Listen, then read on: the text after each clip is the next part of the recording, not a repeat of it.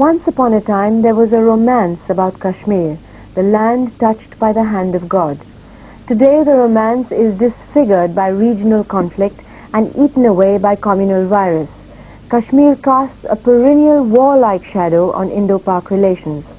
A more serious issue is Kashmir's delicately woven social fabric, in which Hindus and Muslims have meshed harmoniously over centuries, is now threatening to come apart under a sweep of a fundamentalist upsurge. History seems to be disintegrating in this state.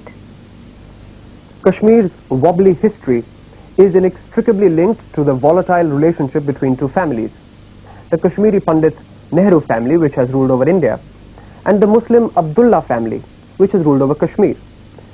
Between 1931 and 1952, Nehru and Sheikh joined forces against Kashmir's Dogra rulers and against Muhammad Ali Jinnah. In 1953, Nehru and Sheikh fell out. Nehru imprisoned Sheikh, who then became known as the Lion of Kashmir. In the early 70s, Indira Gandhi rehabilitated Sheikh and then tried to destabilize him. Sheikh struck back by winning the 1977 elections on an anti-center plank. Sheikh then got embroiled in scandals and died in 1982. Indira Gandhi and Farooq Abdullah became implacable foes, and Indira Gandhi toppled his government before she died in 1984. Rajiv Gandhi and Farooq Abdullah made up and installed a national conference, Congress-I coalition. But here's the catch. The Muslim United Front accused Farooq Abdullah of rigging the polls and of selling out to the center. Governance is allegedly lax, elitist and corrupt. A disillusioned electorate is susceptible to fundamentalism. Angry youth are restive, and as the spectre of terrorism becomes palpable, Kashmir is a powder keg of questions. Is there a solution? Manoj Raghuvanshi went to the troubled valley to file this report. क्या code name आपका? मोमिन खान. आप militant हैं? हाँ जी. क्या मकसद? मकसद हमारा है जहाद. किस लिए? इस्लामी इनकलाब. किसके खिलाफ? इंडियन गवर्नमेंट के खिलाफ. इसमें जाहिर है कि आपकी जान को खतरा है. हाँ जी, खतरा है. हथियार हैं आपके पास? हमारे पास हथियार हैं. हथियार चलाने की ट्रेनिंग भी है हमारे पास. आप हथियार चलाने को तैयार हैं? हाँ जी, तैयार है. जान देने को तैयार हैं? जान देने को तैयार है, लेने को भी. किसकी जान? हम लेंगे दुश्मन की जान. दुश्मन कौन? दुश्मन है हमारी Indian army. The enemy these men have chosen, India, is not only unwilling to be their enemy, it hates the label. We are part of India, we have been part of India, and we will die or live with India. In this exquisite valley, once known only for its beauty, for 4 decades, insidious politicians have fed the people the ideas of secession from India, independence of Kashmir, and accession to Pakistan. But now, after the accord between Rajiv Gandhi and Farooq Abdullah, and the Congress National Conference combined forming the government after the 1987 elections, these sentiments have reached a higher pitch and assumed a more concrete form. What ground realities have driven the people, especially the youth, to this point? You see, for giving a medical seat, they take 1,50,000 rupees as corruption. And engineering seat, 1 lakh rupees. It is being said that yes, for each job one has to pay some money. Even for daily wages, I am told that a daily wager who gets a job has to pay about 3,000 to 4,000 rupees before he gets a job. And his job is not very sure. क्या rate चल रहा है आजकल? Teacher के लिए इन्होंने अब यहाँ तो 20,000 रुपए चलते हैं रेट. हाँ बिल्कुल. हाँ, और बेस क्लार्कों के लिए 15,000, 10,000. I don't say that we have completely uprooted corruption. In some places there may be corruption. We are ready to knock that corruption off. Winding down the streets of Srinagar, no one can sense that the underside of the city is simmering with hurt and anger. The fury of the militant youth stems from their belief that the Congress National Conference combined came to power by rigging the polls. No, I don't think we rigged the election. If Farooq Abdullah really rigged the election, then my law minister would have won. Then my minister for animal husbandry should have won. Why did they lose? My top people lost. at that time, if I could have the access, I would have chopped off the head of any Indian royalty, any government of India, any prime minister and any president, because it was a sense of frustration. Beyond these hills lies Pakistan-occupied Kashmir, the breeding ground of terrorists. When the Jammu and Kashmir elections threw up a crop of frustrated youths who saw in the alleged rigging the destruction of their last hopes of plebiscite, a popular Kashmiri dream, a secessionist plot was hatched by the Kashmir Liberation Front led by Karachi-based Amanullah Khan. Unlike the unsuccessful 1965 infiltration, when Pakistan had sent across its own guerrillas to create disorder, this time youths were enrolled from the valley itself, trained in Pakistan-occupied Kashmir in batches of 4 or 5 for 10 to 15 days in the use of sophisticated weapons, bomb making and map reading, and were sent back into the valley, armed to strike at the right moment. The first clue to the plot came in August last year, with bomb explosions at the Srinagar Club and the Central Telegraph Office, followed first by a foiled attempt on the life of DIG Watali, and then by large-scale violence, anti-India demonstrations, burning of the tricolour, and deaths in armed clashes with the police in April and May this year. The damage tourism sector has suffered. How much? Well, not less than 200 crores for the short period that we've had trouble. Apart from those who have become terrorists, there are many youths who are ready to take the plunge, like executed terrorist Maqbul Bhatt's youngest brother. कलाशनकोव हम अपने कश्मीर के दुश्मन पर चलाएंगे। कौन दुश्मन? दुश्मन तो वो आगे मसला है, वो खुद पता चलेगा उसी वक्त दुश्मन कौन। आपके सामने कौन दुश्मन है? दुश्मन इंडिया दुश्मन है हमारे सामने। हिंदुस्तानियों के ऊपर गोली चलाएंगे? क्या है जिसने हम पर जुल्म ठेसा है? तो हिंदुस्तानियों पे आप गोली चलाएंगे? हाँ। कितने ऐसे लोग हैं जो कि लड़ने के लिए तैयार हैं? सब बच्चा कश्मीर का बच्चा रेडी है। आप लड़ने के लिए तैयार हैं? बिल्कुल। आप बंदूक उठाने के लिए तैयार? बिल्कुल। आपने उठाई है बंदूक? अभी नहीं, चाहता हूँ। तड़प रहे हैं यहाँ के जवान। Shoaib, a rabid communalist from Maqbul Bhatt's village in Kupwara, wants what he claims is his right of plebiscite. If it will not decided on the political basis, then it will be decided with Kalashnikovs. It will be the final program of the Kashmiri youth. So are you ready to take Kalashnikov in your hands? Yeah, if same thing will continue, we are ready. And we are not only ready, we will definitely do it. I feel he has reformed a little bit, but still we are vigilant about his activities as to what he is going to do in future. If he still continues, then he has to be taught lesson that way. We have so far arrested 84 such young men who have been trained from the cross. In addition, we have recovered 46 Kalashnikov guns, more than a quintal of explosives, a number of timed fuses which are used in these explosives, plus detonators, wire and other such materials. According to intelligence reports, terrorist camps are still going strong in Pakistan-occupied Kashmir. That is the reports that we are getting now, but they haven't come across so far. They are being trained. But they will come across. Well, that is the feeling. That is the plan. They are being trained for that purpose. So when they come across, what will you do? We have not, because of the borders, borders have been taken care of. No, but you can never seal a border completely. That I agree. It is just not possible. So they will come in and they will create problems here. So this is only a lull before the storm. We have to be prepared for it. इस वक्त तो कोई हमें मदद नहीं कर रहा है। जैसे पाकिस्तान में ट्रेनिंग कैंप्स चल रहे हैं। पाकिस्तान में ट्रेनिंग कैंप्स नहीं चल रहे हैं। नहीं चल तो रहे हैं। नहीं चल रहे हैं। चल रहे हैं। ये तो इंडिया वाले कहते हैं। So those camps are still going on. Arms are being given to them. Training is being given to them. Money is being sent through them. I want to ask you, am I wrong when I say that Pakistan is doing this thing? When Ayatollah Khomeini died, condolence processions were taken out in several parts of the valley, renting the air with pro-Islam slogans. Allahu Akbar! Khomeini Never! Allahu Akbar! Khomeini Never! La Sharqiya la Garbiya! Islamia! Islamia! La Sharqiya la Garbiya! Islamia! Islamia! The Jamia Masjid in Srinagar, located in the heart of the old city which bears the look of a massive police camp. After the Friday afternoon namaz, the masjid is often turned into a political platform. On the day after Khomeini's death, while various opposition leaders sat on the dais, suddenly a masked militant appeared on the stage.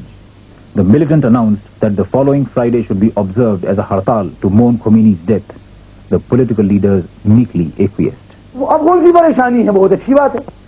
साहब militant ने अगर बात कही, कोई उसने ऐसी नाजायज बात नहीं की जिसको हमने तरजीह करनी थी। अगर वो ये कहता कि उठो साहब मारो तो हम जरूर कहते। उसने एक अच्छी बात कही कि हमको भी दुख है तो दाल भी करनी चाहिए। कौन सी बुरी बात उसने कही? लेकिन मुझे ये बात, लीडरशिप उसके हाथ में चली गई, बड़ी अच्छी बात है। आपको इसमें परेशानी, इसमें तो परेशानी मुझको होनी चाहिए या मतलब उन लीडरों को होनी चाहिए। हमको तो कोई परेशानी नहीं, आपको क्यों हमारी चिंता का? नहीं, हमको सिर्फ ये परेशानी है कि स्टेट के लिए ज्यादा खतरनाक होगा। कोई खतरनाक नहीं होगा, आप बिल्कुल चिंता न कर लीजिए। Everybody fears death. So you don't have that. It is you who don't have. In his hand, he will kill me. So it is you who don't have the courage. You leaders don't have the courage. Maybe that's correct. On the day of the Hartal, the Jamia Masjid became a political arena where militants had come to polish their skills, to demonstrate how irrelevant the moderates had become, and to force them out of the scene. Ex-Chief Minister G.M. Shah and the once militant Qazi Nisar, a communal leader from Anantnag, fled from the meeting. A large chunk of restive youth raised anti-India and pro-Pakistan slogans. The Iranian flag was hoisted and a flag resembling the US flag was burned, bringing to the fore the Shia-Sunni divide.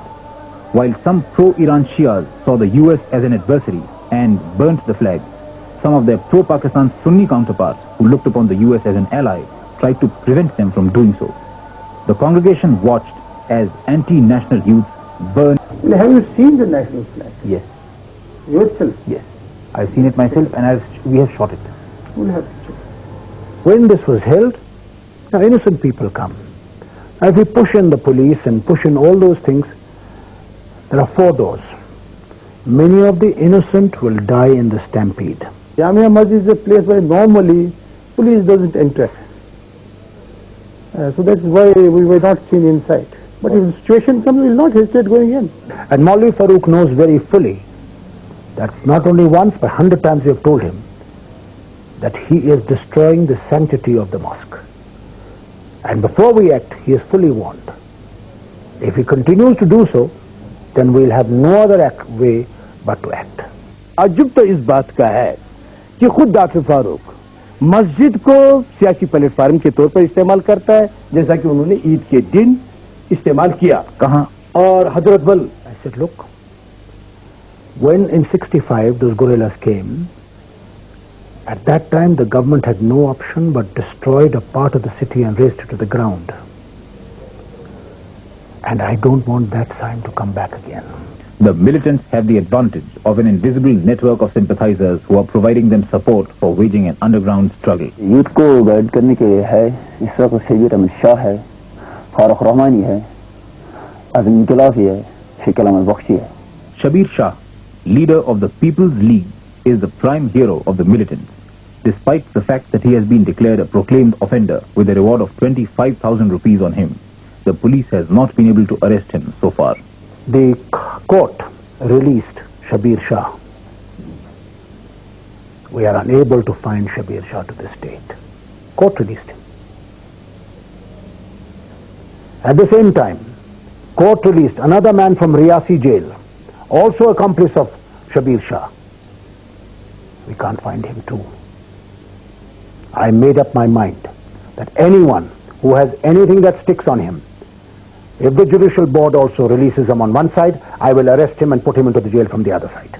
Shabir Shah's hometown Anantnag, which witnessed organized communal riots in 1986, has been nicknamed Islamabad. The name has caught on so well that a letter written to an address in Islamabad would be delivered by the Indian Postal Department. Shabir Shah's brother, an opposition MLA from Anantnag, and his mother are proud of the fact that Shabir is fighting for the secession of Kashmir. Shabir's father was arrested by the police in April this year. The old man, seen by the public as innocent, died in police custody. That triggered off widespread violence. We don't have any instrument to find whether A is a terrorist. We get some information. We get hold of a man. He gives 4 names.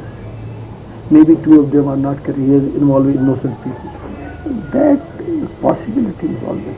So what will happen with these innocent people once they are tortured, once they are interrogated? Because we try to the best of our conscience, we try to see that they are not tortured. No, but they are. I can assure you that. No, police. I mean, in police interrogation, everyone knows what it's like, especially when it's a terrorist or suspected terrorist. Torture means I mean, there are various methods. But you don't allow that man to sleep for a couple of days. And that's not physical. That type of torture would be understood. But then once you've done that, not allowed him to sleep for 2 days, he will hate you and he'll become a terrorist. Well, he will not become a terrorist, but he will hate me. There is no doubt about it. No, he can even become a terrorist. He can become, but he will not become. इंट्रागेशन में मेरे साथ बहुत ही जुल्म किया है, कुपवारा में और श्रीनगर में। क्या जुल्म? जुल्म ये किया कि एक तो ज़हनी तो दूसरे तो जिस्मानी भी जुल्म किया है। क्या क्या? जिस्मानी ये तो मार पीट करते हैं और ज़हनी ये कि नैन से बेदार रखते हैं रातों को 5-6 दिन, और बहुत सारे जुल्म अब घर वालों को मैंने नहीं बताया है क्योंकि उनको कुछ बुरा ही लग जाएगा, इसलिए मैंने उनको नहीं बताया है। इसलिए हम चाहते हैं कि ये अलग होना चाहिए, कश्मीर हिंदुस्तान से अलग। हाँ, और पाकिस्तान से भी अलग। What can we do is simply to interrogate a person for a particular act, what he has committed. Of course, if it is coupled with torture, this can be done of course by questioning only, but if it is coupled with torture, that means third degree murder, then there is certain of course degree of probability that this man may turn hostile and he may become terrorist, or he may become anti-national, or what you call anti-social. But torture is rather frequent. Maybe. Hostility towards the center has grown in the valley. Once again, the secessionist sentiment has been whipped up, and it has started showing more and more at the grassroots level. आप क्या चाहते हैं? हिंदुस्तान के साथ रहना चाहते हैं कि आजाद? आजाद। पाकिस्तान के साथ कि अलग? पाकिस्तान के साथ, हिंदुस्तान से अलग बस। और पाकिस्तान के साथ जाना चाहते हैं? नहीं, वो फिर हमारी मर्जी, हम किससे मिलेंगे किससे नहीं मिलेंगे, लेकिन कश्मीर आजाद होना चाहिए बस। वो तो अलग मुल्क है हिंदुस्तान, हम तो कश्मीर तो अलग है। It is not a fact. It will not be allowed, come what may. And we are going to deal with these elements in a very stern manner. हम तो हिंदुस्तान के साथ ही अच्छा है, क्योंकि हिंदुस्तान तो बड़ा मुल्क है। पाकिस्तान। आप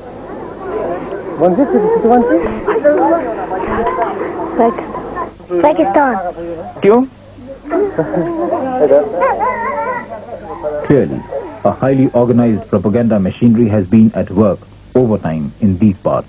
Even if there is tremendous pressure of fanaticism, fundamentalism or pro-Pak activities, militant or otherwise, Hindus will never opt for that. They will never vacillate on the basic issue which they have decided in 1947. And what is that? That is accession to India.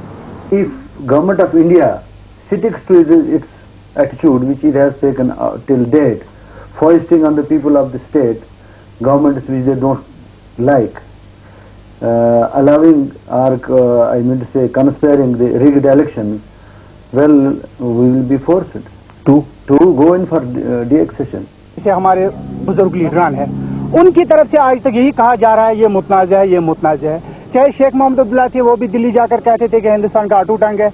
Kashmir आकर इसी बडगाम के चौक में कई बार उन्होंने बोला है कि ये मुतनाज़ा है, पाकिस्तान के साथ जाना चाहिए, उधर जाना चाहिए। तो हम इसके बारे में अभी तक कोई फैसला नहीं कर पाए हैं कि ये कहाँ जाएगा। देखिए, इस बारे में बराह रास्त तो मैं इस बारे में उलझना नहीं चाहता। इस सवाल से आप भाग नहीं सकते, आपको जवाब देना चाहिए। नहीं, इस वक्त यही बुनियादी सवाल। नहीं, इस वक्त ये हमारे सामने इस वक्त जो है सवाल, ये इस वक्त कोई इमीडिएट सवाल नहीं है। नहीं, यही सवाल है, कोई सवाल है, इसी को लेकर फसाद हो रहा है। नहीं, कोई ये सवाल नहीं है, बुनियादी बात नहीं, यही सवाल है, इसी के लिए फसाद हो रहा है सारा।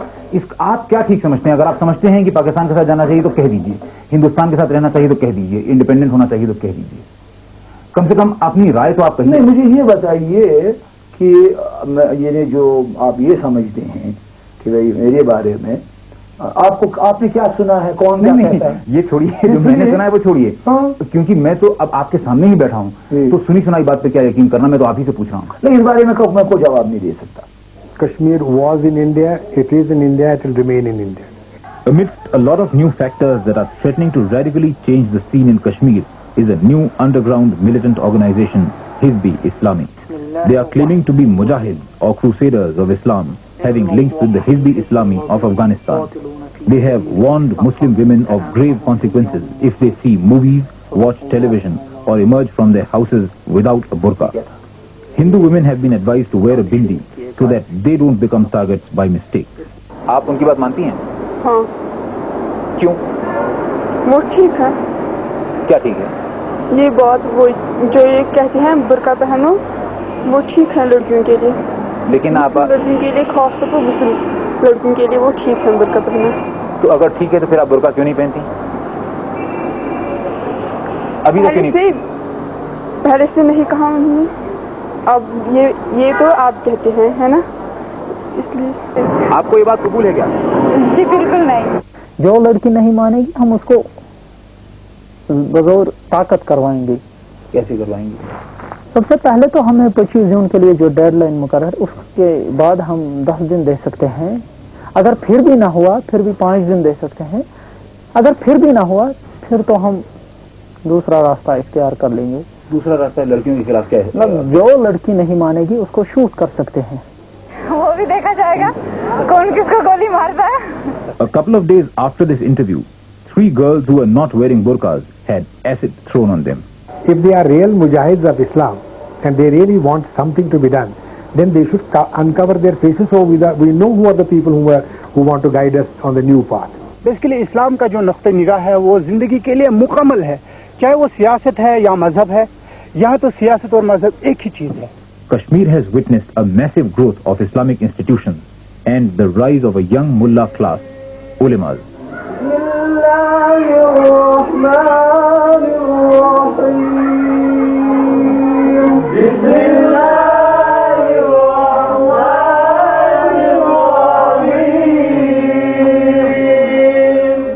ظاہر بات ہے کہ ایک مسلمان کے پیچھے ایک سورس ہے جو پیچھے کام کر رہا ہے. جیسے ہم اس بچے کو سکھا رہے ہیں کہ بھائی جہاد, اسلام کے لیے لڑو. اسلام جہاد کی تعلیم دیتا ہے. تم مر جاؤ گے تو تم شہید ہو, اللہ کے بہت پیارے ہو. تو یہ قرآن کہتا ہے, میں نہیں کہتا ہوں. دین کے مطابق ہے. جو نما اگر کوئی مسلمان ہوگا نام لیوا تو اگر وہ اسلام پر نہ چلنا چاہتا ہو تو ہم اس کا سر قلم کر سکتے ہیں.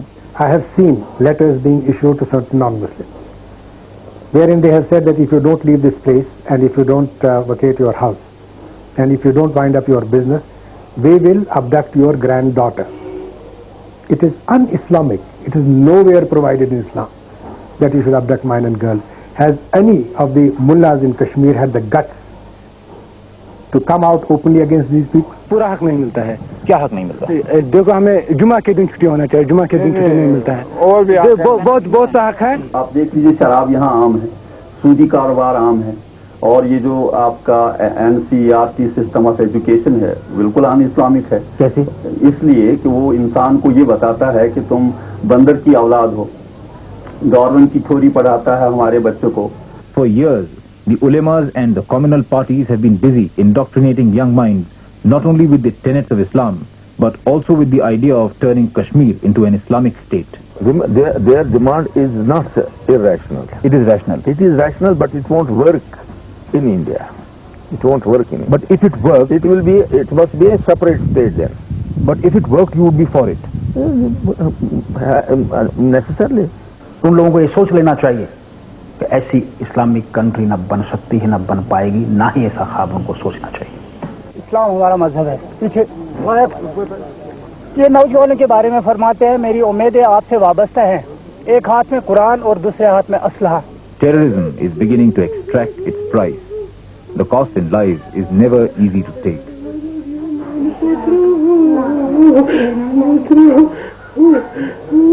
Death claimed young Sajjad in the 4th of April clashes in Srinagar. سب لڑائی کرتی تھی, وہ اچھی طرح نکلا, روٹی کھا کر وہاں پر گولی لگائی انہوں نے. نماز پڑھنے گیا تھا, وہاں پر گولی لگائی انہوں نے. That India will not give up Kashmir is a certainty. But if the state of Jammu and Kashmir has to be maintained as an integral part of the country, and if that has to be achieved without shedding blood, then it will require considerable statesmanship and a lot of political will. Who is going to provide that and how? That remains to be seen. This is Manoj Raghuvanshi reporting from Srinagar for News Track. Manoj, what was it like covering this story in Kashmir? It was quite a tough experience. The scenario there was very confusing. A lot of intelligence agencies at work, sometimes even at cross purposes. Many countries interested in what is happening there and keeping a close watch. Several terrorist organizations in action. It was quite like a CIA KGB comedy movie in which everyone is tripping up on each other. Including reporters? Sometimes even the reporters. As you left them, what was the situation with the terrorists? Insiders told me that they are regrouping themselves for further action. That's very serious. Thank you, Manoj.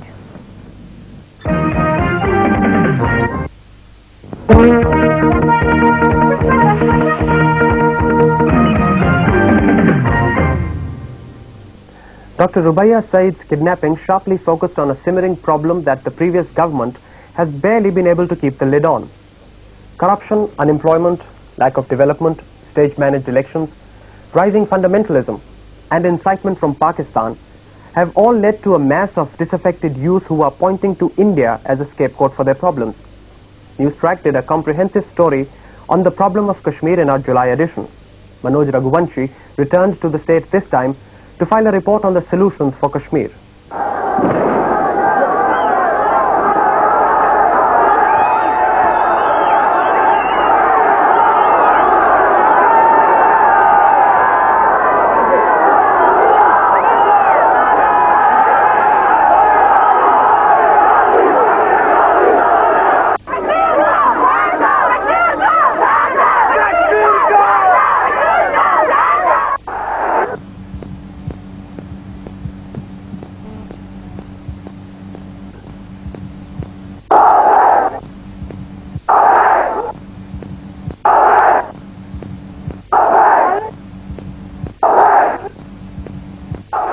समस्या कश्मीर में है, जो समस्या पंजाब में है, और मेरे सोच के मुताबिक कश्मीर में हालात ज़्यादा गंभीर हैं और उनको गहराई से देखना, उनका मुकाबला करना है।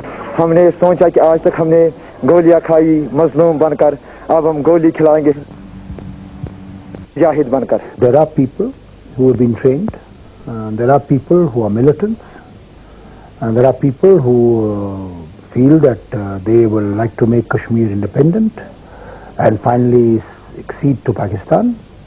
That is what they have been thinking for years. But I don't think they will succeed. The militants may not succeed in their secessionist designs, but the problem has been allowed to escalate for so long that now no soft solutions could possibly work.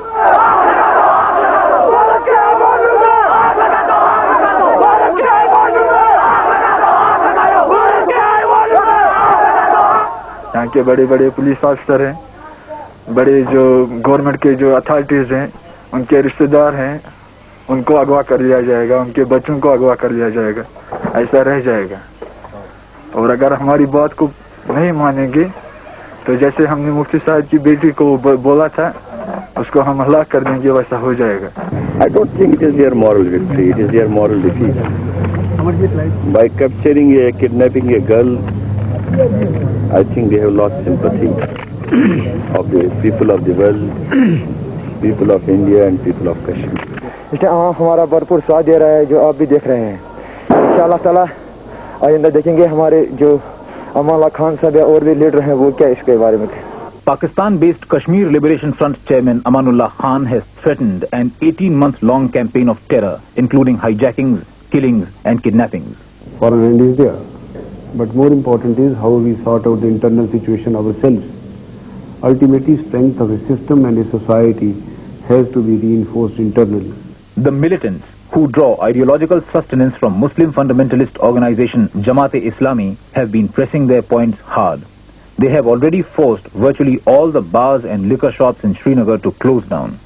Every day, the Urdu newspapers carry many advertisements through which terrified citizens declare they have no links with the ruling National Conference.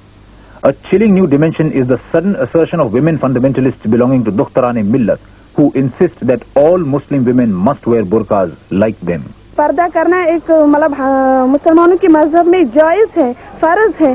हम उनको समझाएंगे पूरी तरह से। अगर वो न समझेंगे तो हम अपनी मतलब कुछ ऐसी भी कार्रवाई करेंगे जिससे हम उनको मनवाएंगे कि पर्दा करना आपको जायज है, फर्ज है, आपको पर्दा करना है।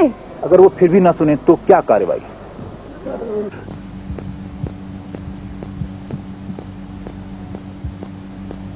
I feel that the Sufi tradition in Kashmir is so strong, and the Sufi ethos have such a great influence on the lives of Kashmiris that fundamentalism cannot be but skin deep. In the highly surcharged atmosphere of the Kashmir Valley, moderate political leaders have been pushed into the background. A new crop of politicians is emerging, people who speak the language of the militants. जो काम इस वक्त militants कर रहे हैं, जाहिर है कि इससे कश्मीर के ऊपर बहुत ही खतरा मंडरा रहा है और इससे काफी खून खराबा होगा, बहुत सी जानें जाएंगी। आपको लगता है कि मिलिटेंट्स सही कर रहे हैं? हाँ, बिल्कुल सही कर रहे हैं। देखिए, जो भी इनकलाब दुनिया में आता है, कश्मीर की बात नहीं, अफगानिस्तान की बात करेंगे, तकरीबन वहां 18 लाख लोग मुसलमान या वहां लड़ने वाले जो हैं शहीद हो चुके हैं, और कितने जलावतन है, कितने जख्मी हैं, तो उन्हें ये नहीं सोचा कि खून खराबा होगा, उससे क्या हो। The militants are making efforts to form a legitimate front, a political party which they could support from behind the scenes. They are banking on the support of a large section of the Muslim community. Their terror has begun to silence many of their opponents, especially after the assassination of men like the BJP leader T.L. Taplu and an upright and fearless judge N.K. Ganju, who had sentenced terrorist Maqbool Butt to death. हमने उसको इससे पहले भी warning दे दी थी कि हम आपको कत्ल कर देंगे। उसने कई बार हमसे राब्ता कायम करके ये बोला कि हम डरते नहीं हैं, हम हिंदुस्तानी हैं, हम हिंदुस्तान के लिए मारेंगे भी, कोई परवाह नहीं। हमने सोचा, हमने बहुत बार उसको वार्निंग भी दे दी, कोई ब्लास्ट हुआ भी हुआ। बाद में उसने जबरदस्त चाल अंगेजी करके हमारे कुछ आदमियों को पीछा करवाया शिवसेना के जरिए, जिसके पर हम मजबूर होकर उसको खत्म कर डाला। Just a couple of years ago, the militants had no mass support, but now things have changed. When 6 hardcore terrorists kidnapped Rubia Sayyed in broad daylight, marking the first political kidnapping in Kashmir, thousands of people gathered in the downtown areas of Srinagar to express their solidarity with the anti-national youth. Even women participated in large numbers. They raised slogans and sang ballads in praise of the militants. When the news came that 5 militants had been released in exchange for Rubia, people ran in various directions, following any leads they got, hoping to catch a glimpse of them. That day, the entire city of Srinagar and many towns of Kashmir celebrated the release, not Rubia's, but of the militants. I feel happy as a father, I feel happy. What as a politician? As a politician, I feel it should not have happened. Kidnapping should not have happened. Yeah. No, but releasing. As it had happened. As it had happened, what do you feel? No, it has happened, it should not have happened. You mean the kidnapping or the release? Kidnapping. And the release. What was the release? The release. As a politician, in other what do words, you feel about that? would the government have acted? I don't want to comment on it. Would the government have acted differently had it not been the Home Minister's daughter? I don't know, because human being is a human being, girl is a girl. Initially, it seemed that the government was beaten, but soon it became clear that the government had used the incident strategically to come down hard and begin work on establishing a state where such a crisis would not surface again. Even though things seemed under control, the militants were still at work behind the scenes. Incidents were triggered off in Anantnag, Sopore and Shopian. The worst hit was Shopian. Most of the Muslim youths of the town came out in the streets. The riot consumed properties belonging to the Hindu minority. The CRPF was left with no option but to open fire, in which 3 of the miscreants died. In the curfew clamped in the Kashmir Valley, the government got down to business. Miscreants were warned. But even while combing, arrests and seizure of arms and ammunition progressed, sporadic incidents of violence continued. You will see that law and order is a state subject, and therefore state government has to deal with it. So far as central government is concerned, and so far as I know, we will be quite willing to render all support and assistance to the state government to see that they are able to stabilize the situation. The central government seems to have decided to give time to Farooq Abdullah to deal with the problem. Farooq Abdullah is not important. India is important. Men don't matter. Nation matters. If nation survives, we will all survive. If nation dies, we will not live. And therefore, some of us have to sacrifice. Indira Gandhi called him security risk, Rajiv Gandhi called him security risk, Arun Nehru called him security risk. Yes, VP Singh called him security risk. This is on record. The Farooq Abdullah, who used to go into the midst of the downtown, and he would walk on the shoulders of the people. Women would come and they would sing, dance, they would sing in praise of him. They would dance. Now he can't go. He will have to go along with, say, a battalion of police and all that. It is evident that the National Conference Congress-I government, formed as a result of the Rajiv Farooq Accord, has not been able to prevent the Kashmir problem from growing. I must confess that we have not been able to achieve the desired results which we had expected at that time. You have to have a long-term policy, long-term and short-term. Ultimately, it is the people who matter. You have to carry people along. You have to restore confidence among the people, bring them, involve them in the mainstream. One of the things which, for instance, disturbs the Kashmiri minds is that they believe, I don't know right or wrong, that elections are neither free nor fair, not this election, but several elections. I think we have to persuade and convince the people by our action that we respect the sanctity of the ballot box. Corruption and unemployment are two of the major irritants. You see, the development of this state has not kept pace with the aspirations of the people. One of the solutions to the Kashmir problem being suggested by the Bharatiya Janata Party is abrogation of Article 370 of the Constitution that grants a special status to the state of Jammu and Kashmir. क्या अगर वो article 370 हटाएंगे तो फिर वो आखिरी वक्त होगा हिंदुस्तान के लिए वो आखिरी वक्त होगा. If Article 370 is abrogated, what will happen? Finished. Kashmir relations with India will finish. We have not merged with India. We have merged to a certain extent and we have retained something with us. He was the greatest advocate of saying that Article 370 should be buried in the sea. He made a statement in Bombay as a minister of one of the governments that was here many years ago. It is a belief of the National Front and National Front government that continuation of the 370 is helpful in not only sorting out the present situation, but sustaining unity of the country.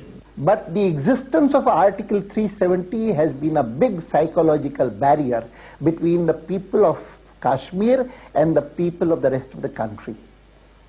This psychological barrier must be pulled down.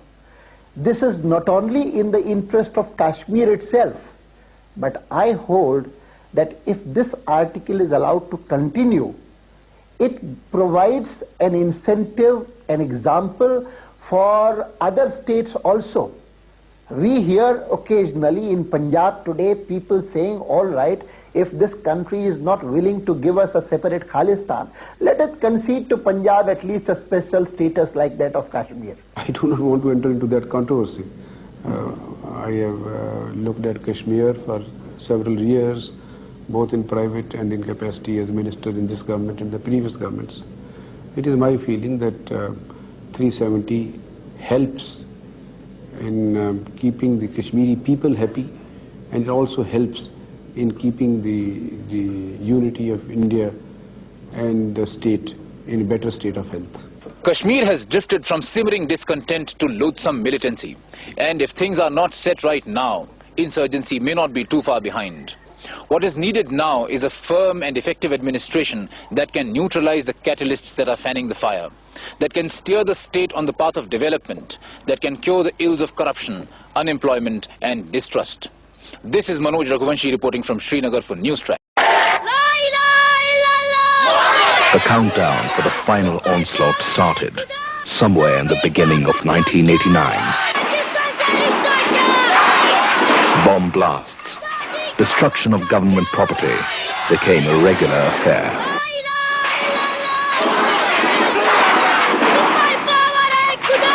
(14th August, Pakistan's Independence Day, was celebrated, and 15th August was a total blackout.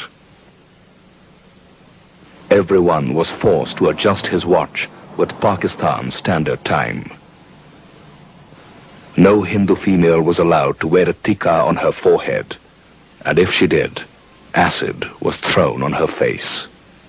Hindus started receiving threatening phone calls and letters to vacate Kashmir. अगर आप लोग यहाँ से नहीं चले गए तो हम आपके मकानों को जलाकर राख कर देंगे. ये आपके लिए आखिरी मौका है. चले जाओ, इस कश्मीर से चले जाओ. Protests by Hindus to the central government didn't have any impact. This was followed by brutal killings of innocent Hindus. Advocate Tiklal Taplu, philosopher Sarvanand Premi, Justice Neelkant Ganju, Advocate Premnath Bhatt, Doordarshan director Lassa Kaul, all laid down their lives in the name of this secular and democratic India. Women were cut into pieces by saw machines and thrown into the Jhelum River. All this was happening while Farooq Abdullah was the chief minister, busy playing golf and moving around. Saura Hospital became a militant's den. The blood of Hindus was stored after it was removed from their bodies. This was then used to treat injured militants. When Hindus were admitted to the hospital, leading doctors refused to attend to them. Indian currency was rejected by the locals, and instead, Pakistani currency was being used.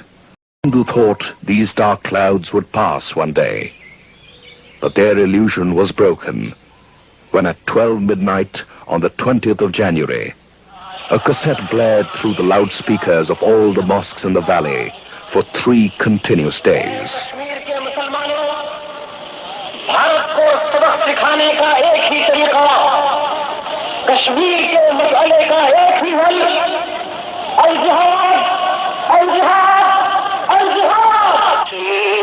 The Hindus were shattered.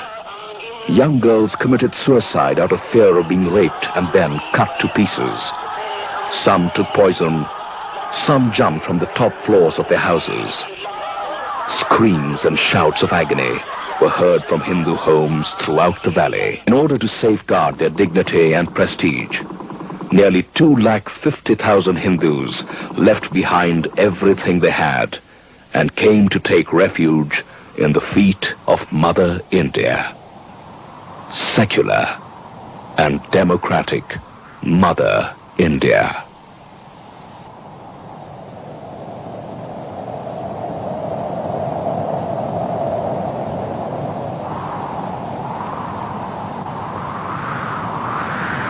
But what kind of refuge is this? Indians, refugees in their own country?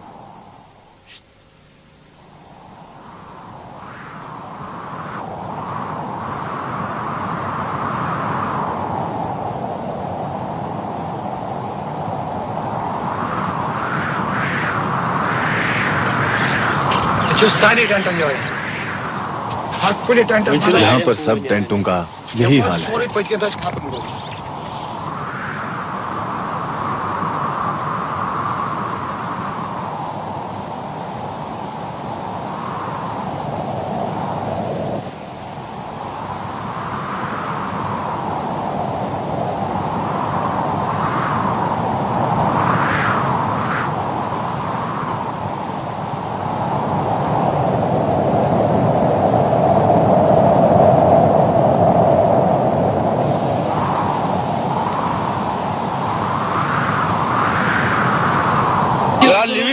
Like animals in the meadows. As a brother, Charaga mein reh rahe hain. Nobody is taking care of ours. Achha, you got tent extension by the way. Our tents totally gone out of order. In these squalid camps, some died of snake bites. The elders died of sunstroke. The others died of infections and diseases.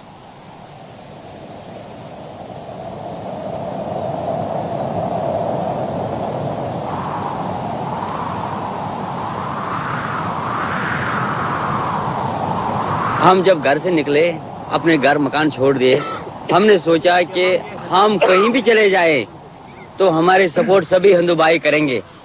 लेकिन यहाँ आके ऐसे चला कि जैसे हम तन्हा में बैठे हुए हैं। ना तो हमें कोई पूछता है और सभी इस वक्त बोलते हैं कि बेहतर था वही गोली खाना, लेकिन यहाँ नहीं आना था। We would like to draw the attention of the Indian masses as well as the world community to desist from giving any ex-party hearing in the Kashmir problem. The Kashmiri Hindu is necessarily a pertinent and aboriginal party to the Kashmir issue. From whatever angle this problem is addressed, the wishes, the interests and aspirations of this ethnic minority have to be ascertained and secured and enshrined in the Constitution of India. when internationally the bogey of repression in Kashmir is echoed in the World Forum, is there anyone to listen and look at what has become of this tribe of Kashmir, who have a strength of over 500,000 the world over? Is this how human rights are reckoned?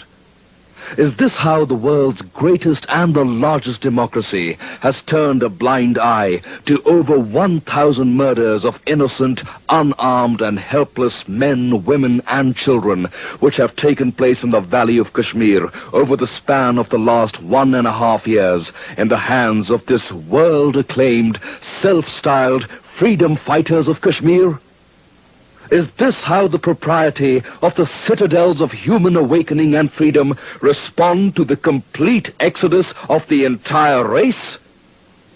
Kashmir belongs as much to Kashmiri Hindus as it belongs to the Kashmiri Muslims.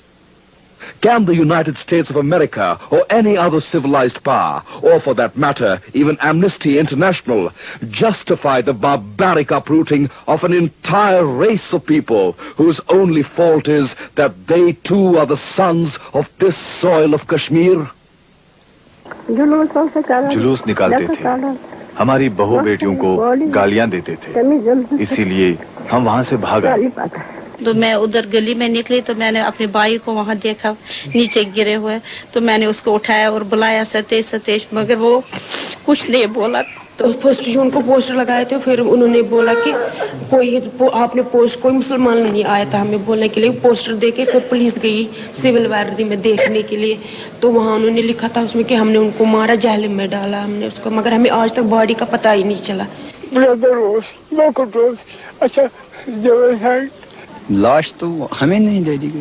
नहीं, मतलब आपको पता चला? मैंने protest किया DSP को, उसने माना नहीं, उसने कहा मैं तो तहकीकात कर रहा हूँ। हमारे बेटे को अनंतनाग के मेन पुल पर गोलियों से भून डाला। फलान सिंह अतर सिंह ना तो थोड़ा उन्हें आख्या उधर उठिए गए, उठी ले बाड़ी तीन गोलियां देती हैं तो उठा खत्म करिए। एक आदमी घर आया, मम्मी को कहने लगा कि आपको कोई बुलाता है, वो डैडी बुलाता है बाहर, उसके साथ एक और मेहमान खड़ा है। मम्मी जब उधर गई तो वहाँ पर डैडी की लाश थी। मेरा बड़ा बेटा था, 8 जुलाई को माँ के श्राद्ध पर आया था। 11 बजे रात को उसको बिस्तर से उठाकर ले गए और अगले दिन उसकी लाश हमें मिली। These little children, they were told, the future of our country depends on you. We are now entering the 21st century, so be prepared. But what kind of 21st century is this, where these children are counting the days when they will go back to their homes and lead normal lives? But what is their future? Who will be responsible for their disturbed and dark careers ahead of them? Who will be responsible for the sense of frustration growing in each of them due to the hardships they are facing in their studies? In this open school, where the temperature is not less than 45 degrees in summer, one can only imagine their situation during the rains and in winter. How long do I have to consider this tent as my home? How long do I have to play with these ropes? How long do I have to suffer this punishment of being the child of an Indian? How long? Thank God you are not here in these camps and suffering like us. But if this has happened to us, then tomorrow it can happen to you. Because you also belong to this great secular democratic country called India. Last year, Kashmir had a population of 1,40,000 Hindus. In the last 6 months, more than 1 lakh Hindus have fled their homes, many with just their clothes on their backs. Several pockets of Hindu population like Habba Kadal, Renawari and Karan Nagar have become ghost towns. There were numerous pressures that forced these Hindus to leave. Children had no schools to go to. Colleges were closed. Weeks of curfew had converted homes into prisons, often without electricity, water and food. But most of all, it was the tension of being a minority in an increasingly fanatical atmosphere, where the very air they breathed was laden with violence and fear. They have left secure jobs, sometimes of 20 years, established businesses running for generations, and even properties and orchards to a blank, uncertain future with marginal help from the government. Why, they ask, should we be refugees in our own country? हम डर गए उन लोगों से, फिर हमने सब सामान उठाकर यहाँ आए हैं. Suddenly, her mother, who was sitting next to her, began to weep. दुखी इसलिए है कि इसकी 3 बेटियां हैं, बड़ी बेटियां हैं, मैं भी इसकी एक बेटी हूँ. ये इसलिए रोती है,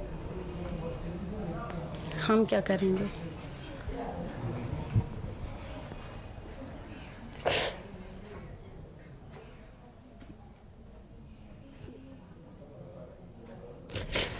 Less than 3 years ago, these people led normal, average lives in Kashmir.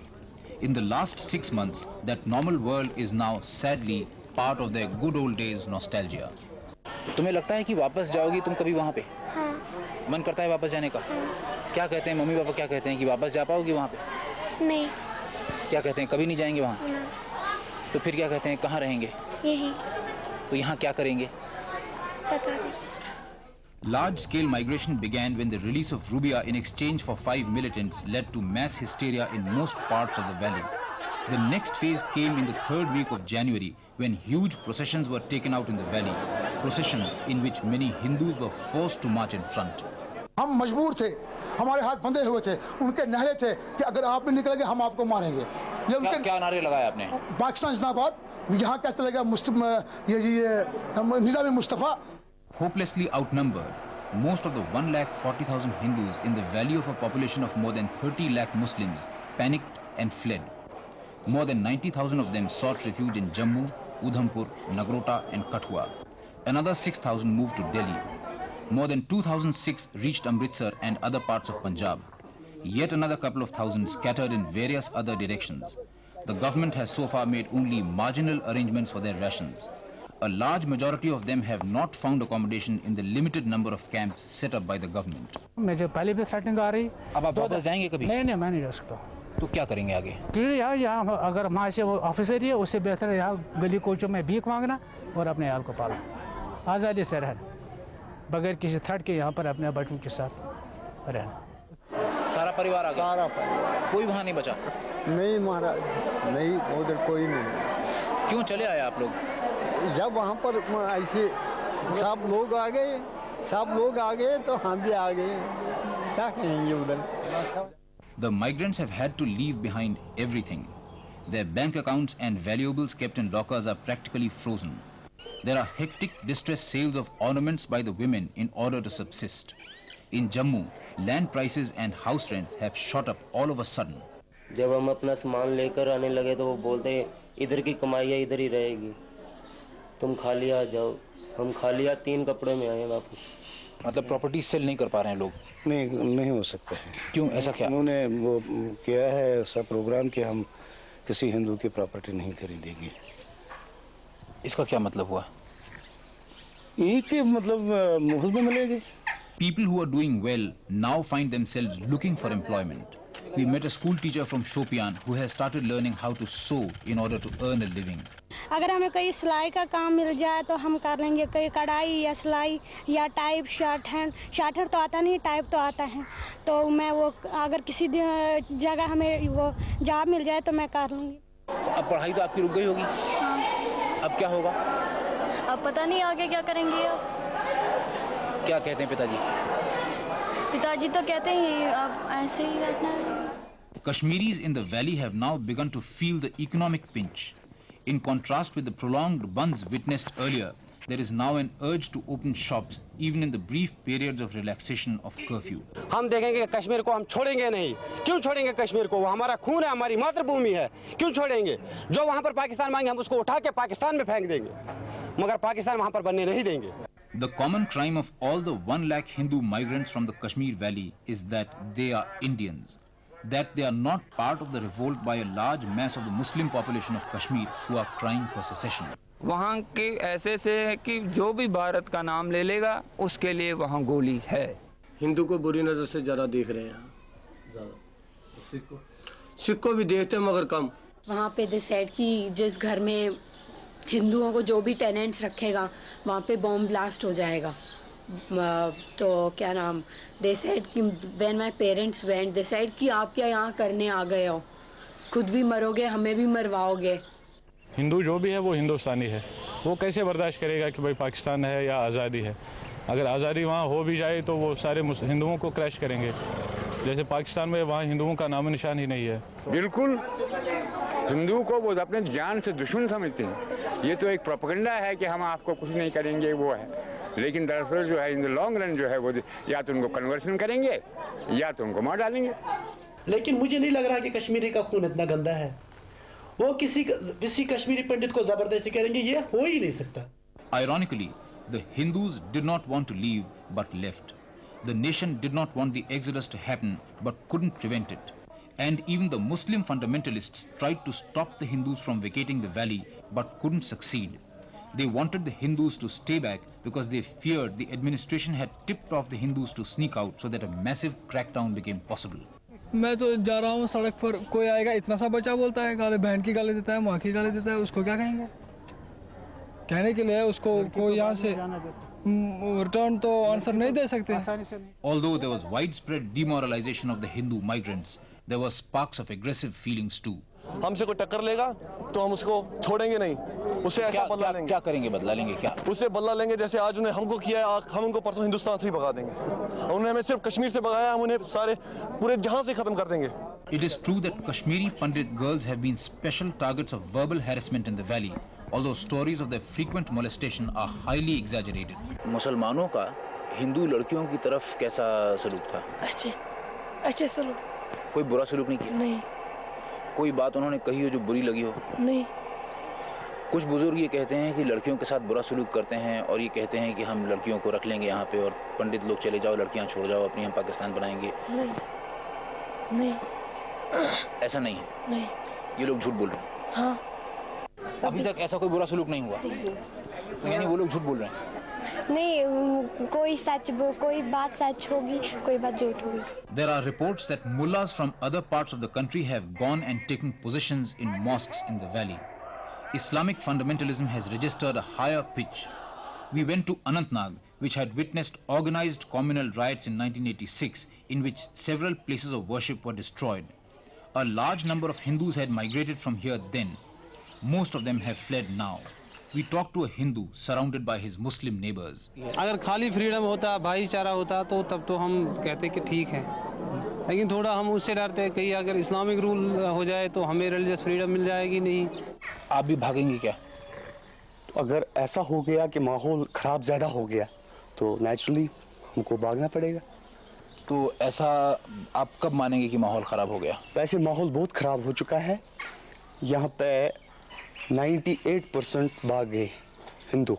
It was in Shopian, a small town where 2 days after the release of Rubia Sayyed, a mob affected by mass hysteria had burned down a place of worship, attacked the Hindus and destroyed their properties.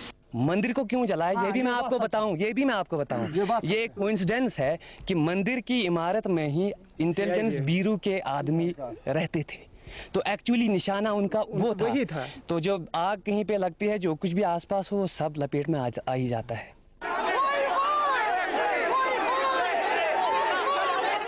This time in Shopian, the news track team was surrounded twice by this mob, militant and ready to kill.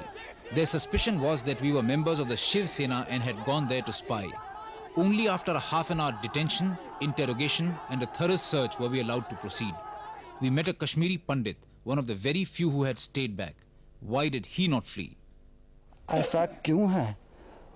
وہ اگر اس وہ پوری وہ جو 100%, ہاں ہم کو بھی وہ 10% یا 12% وہ ڈر بھی ہے, لیکن پھر ہمارا وہ جو ہے, میرا فادر یہ سوچتا ہے کہ ہم نے 47 میں بھی دیکھا ہے یا باقی چیز دیکھے ہیں, جب اگر مار رہا ہے کیا پتا ہے ادھر بھی اگر ہم بھگوان نے لکھا ہے تو ہم یہاں پر بھی مار سکتے ہیں, اگر وہاں لکھا ہوگا تو وہاں پر, لیکن مارنا تو ایک بار ہے.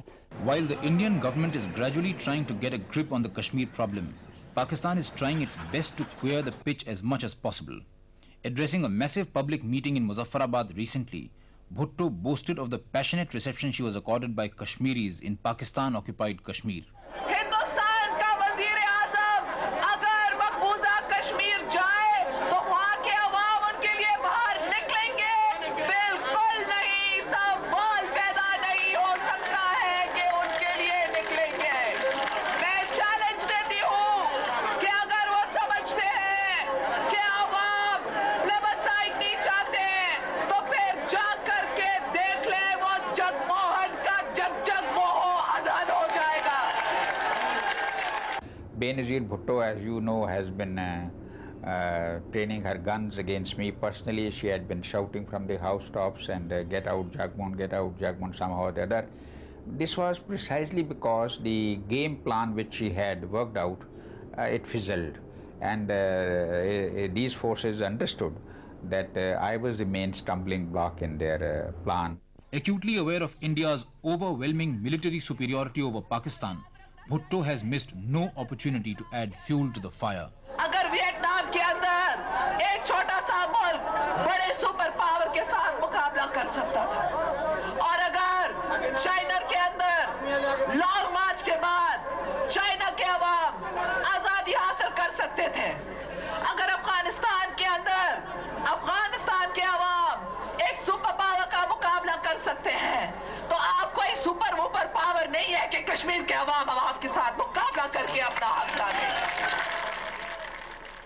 Bhutto's haranguing tirades and wild promises on Pakistan television, also seen on the Indian side, have done enough to whip up mass hysteria. Kashmir के बहादुर अवाम मौत से नहीं डरते हैं क्योंकि वो मुसलमान हैं। कश्मीरियों के रगों में मुजाहिद और गाजियों का खून है। कश्मीर के अवाम के रगों में मुजाहिदों का खून है, क्योंकि कश्मीर के अवाम वारिस हैं रसूल पाक सल्लल्लाहु अलैहि वसल्लम के वारिस हैं। वो वारिस हैं तो हजरत अली और हजरत उमर के वारिस हैं, और कश्मीर के बहादुर खवातीन वारिस हैं तो बीबी खदीजा, बीबी आयशा और बीबी फातिमा के वारिस हैं। वो लड़ना भी जानते हैं और वो जीना भी जानते हैं, और अगर वो जिएंगे तो वो इज्जत के साथ जिएंगे, अपने हक को लेकर जिएंगे।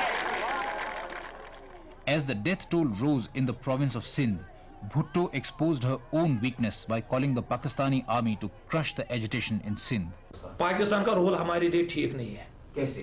वो हमेशा चाहता कश्मीरी को जलील करना, वो नहीं चाहता कश्मीरियों को इज्जत मिलना चाहिए। नहीं, वो अपने घर नहीं संभालते। देखो कितने 100 आदमी मर रहे हैं वहाँ कोई हिंदू मुस्लिम लड़ाई नहीं है, वहाँ आपस मुसलमान को मारते हैं। उससे अच्छा हम हिंदुस्तान में बैठे हैं, हमें इज्जत है, भाईचारा है, सब कुछ है। आवाम की दिल की धड़कन सुननी चाहिए, नहीं तो आप देखेंगे कि कश्मीर के अवाम बहादुरी के साथ, दिलेरी के साथ अपनी आजादी खुद लेंगे। हर शहर से एक ही आवाज बुलंद होगी, आजादी। हर ही गांव से एक ही आवाज बुलंद होगी, आजादी। हर ही मस्जिद से एक ही आवाज बुलंद होगी, आजादी। हर स्कूल से एक ही आवाज बुलंद होगी, आजादी। बच्चा बच्चा कहेगा आजादी, आजादी, आजादी। What is at stake in Kashmir now is not just the fate of 30 lakh people of the valley, but the future of secularism in India. What we have to guard against now is the possibility of an impending danger. That Kashmir that could once be offered as an example of communal harmony could now become responsible for the breakdown of the secular fabric of the country. There should be no hesitation in taking the strongest possible measures to prevent that from happening. On Kashmir again, the ground realities have not changed much in statistical terms. Things are not very different from before. But there is a drastic qualitative change in the valley. What is most noticeably different is the mood of the people. Earlier, the militants enjoyed a euphoric public support. Now the people are fed up with the militants. We zero in on the crackdown on the militants with first time ever dramatic footage of a raid on a militants' hideout. Manoj Raghuvanshi reports.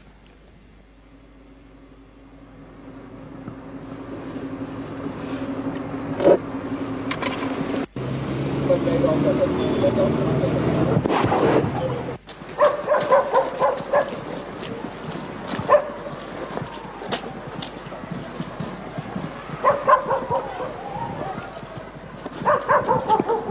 was a raid on a militants' hideout in the heavily populated Nishat area of Srinagar.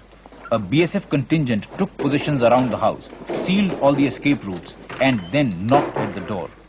Behind the scenes stood the informer, covered from head to foot, unrecognizable. From among all the men pulled out, the informer pointed out the militant, Bashir Ahmed Rathar. Initially, Rathar denied being in possession of a Kalashnikov. In order to buy time, he misled the officers to a wrong spot, perhaps hoping for his comrades to strike and rescue him. Eventually he gave in and led them to the right spot where he had buried his Kalashnikov safely in a polythene sack. Suddenly, the women started wailing, ostensibly in grief, but in reality as a siren for help. In such situations, the security forces often get trapped and suffer casualties in firing by the militants. आपके घर में भी कोई militant हुआ? हाँ, ये मेरा बेटा है। पकड़ा गया? पकड़ा गया, वो पाकिस्तान भी गया और वहाँ भी आया, पकड़ा भी गया। आपको कब पता लगा कि आपका लड़का मिलिटेंट हो गया है? जब उसको पकड़ा गया। वो तो वहाँ से वापस आकर भी मेरे बाग में काम करते थे। ठीक था, घर का काम करता चलाता है, घर में खाता पीता है। जब उसको पकड़ा गया तो मुझे पता लग गया ये मिलिटेंट है, जब उसने खुद अपने जबान से बयान दिया है। आपको कैसा लगा जान के? मुझे बुरा लगा है। आपके यहाँ कोई मिलिटेंट हुआ? हाँ, मेरा भाई है मिलिटेंट। पकड़ा गया? नहीं, वो पकड़ा नहीं गया है। तो कहाँ है वो? मालूम नहीं कहाँ होता है, वो तो ऐसे ही मालूम नहीं, वो जंगलों में बढ़ता होगा और कहाँ। कैसा महसूस करते हैं? मैं बुरा करते हैं महसूस, क्योंकि हमको भी तकलीफ होता है इससे। क्या तकलीफ? यही कि अगर वो घर में होता तो काम करता, हमारे यहाँ छापे नहीं पड़ते। The economy of Kashmir is at the lowest ebb, though it is wrong to believe that it is entirely dependent on tourism and is completely shattered. Among the major components, agriculture is virtually unaffected, and horticulture and handicrafts have not yet been dented badly. Unlike last year, when the people were willing to take the crunch because they felt that Azadi was round the corner, now disillusionment and frustration have set in. मतलब आपकी house boat कब से नहीं उठी है? वो 2 साल से बिल्कुल पड़े हैं ऐसे साहब, हाथ पर हाथ बैठे रहे हैं साहब। तो आपका फिर खर्चा कैसे चल रहा है? वैसे बैग एंड बारो। Would you say that militants should stop? We can't say that, you know. If we say that, we'll get a problem, you know. We can get a problem. We can't. But you want it. We want a business, that's all. नहीं, दंगा फसाद बंद होना चाहिए, खुदा करे। जरूर होना चाहिए। खुदा करे, हम ये बात बोल सकते हैं। Initially, when the militants destroyed a couple of hundred post offices, banks and other government buildings, people supported the cause. Now they are perturbed about the burning of over 200 schools and colleges by the militants on the premise that modern education is anti-Islamic. With the new mood now, the government has been under pressure from the people for the reconstruction of these educational institutions and proposes to start work in those areas where the people would undertake to protect them. There is a growing awareness among the Kashmiri Muslims that Islam is really not in danger, but that it is only a propaganda of Jamaat-e-Islami. The militants have now started indulging in intimidation, extortion, molestation of women, other criminal activities, interference in personal lives and personal affairs of families. There have been cases where they have abducted girls to marry them off to their cronies, or pressurize families to marry off their daughters to a particular person. How tough is the backbone of the militants movement? Most of them have changed their tune after a spell of captivity.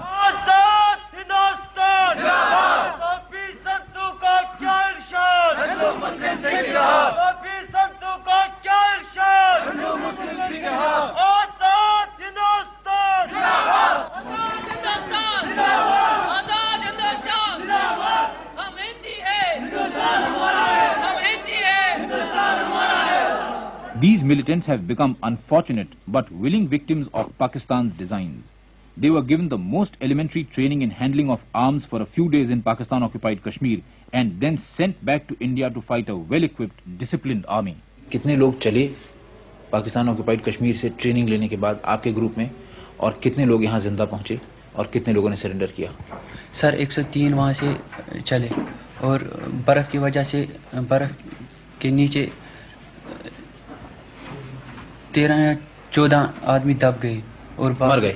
جی سر، ان کے برف کے نیچے مر گئے اور باقی وہاں پہنچے. کہاں؟ جہاں ہم نے سلنڈر کیا. آرمی کو؟ آرمی کو، جی سر. اس کا مطلب آپ نے سرنڈر اس لیے نہیں کیا کیونکہ آپ کے من میں دیش بھکتی کی بھاونا پیدا ہو گئی تھی، آپ نے سرنڈر اس لیے کیا کیونکہ آپ کی جان کے لالے پڑ گئے تھے؟ نہیں سر، وہ ایک تو وہ بھی مطلب وہ بھی ہو سکتا ہے کہ ہم بھوک سے مر گئے تھے اور ڈر تھی اور سردی بھی بہت تھی، لیکن ہم نے دیکھا وہاں پر پاکستان میں وہاں پر وہ کشمیریوں کے ساتھ اچھا سلوک نہیں کر رہے تھے سر. جو چھوٹے چھوٹے لڑکے تھے داڑھی کے بغیر ان کے ساتھ غلط سلوکی کی گئی ہے جو میں زبان پر نہیں لا سکتا ہوں. مطلب ان کو کپڑے نکالتے ہیں پھر ان سے غلط کام کرتے تھے. کیسا غلط کام؟ جیسا عورت کے ساتھ کرتے ہیں. آپ کے ساتھ ہوا وہ؟ ہاں سر. کس نے کیا؟ شوکت نام کا ایک آدمی تھا. ہاں. پاکستانی یا افغانی یہ تو کہہ نہیں سکتا کہ پاکستانی تھا، کہ وہ ہر زبان میں بات کرتا تھا، انگلش افغانی پاکستانی کرتا تھا. اس لیے میں نے کہا کام ٹھیک ہے، میں خود ہی آ گیا، میں نے آرمی کے اپنے آپ اس کے حوالے کیا سر. The government has already released some of those who have not committed any murders but were guilty of only 2 crimes, crossing the border to get training and bringing in illegal arms. The surrender by 180 militants by the end of February has reduced the militants' firepower by 180 Kalashnikovs, setting in motion a chain reaction of surrenders.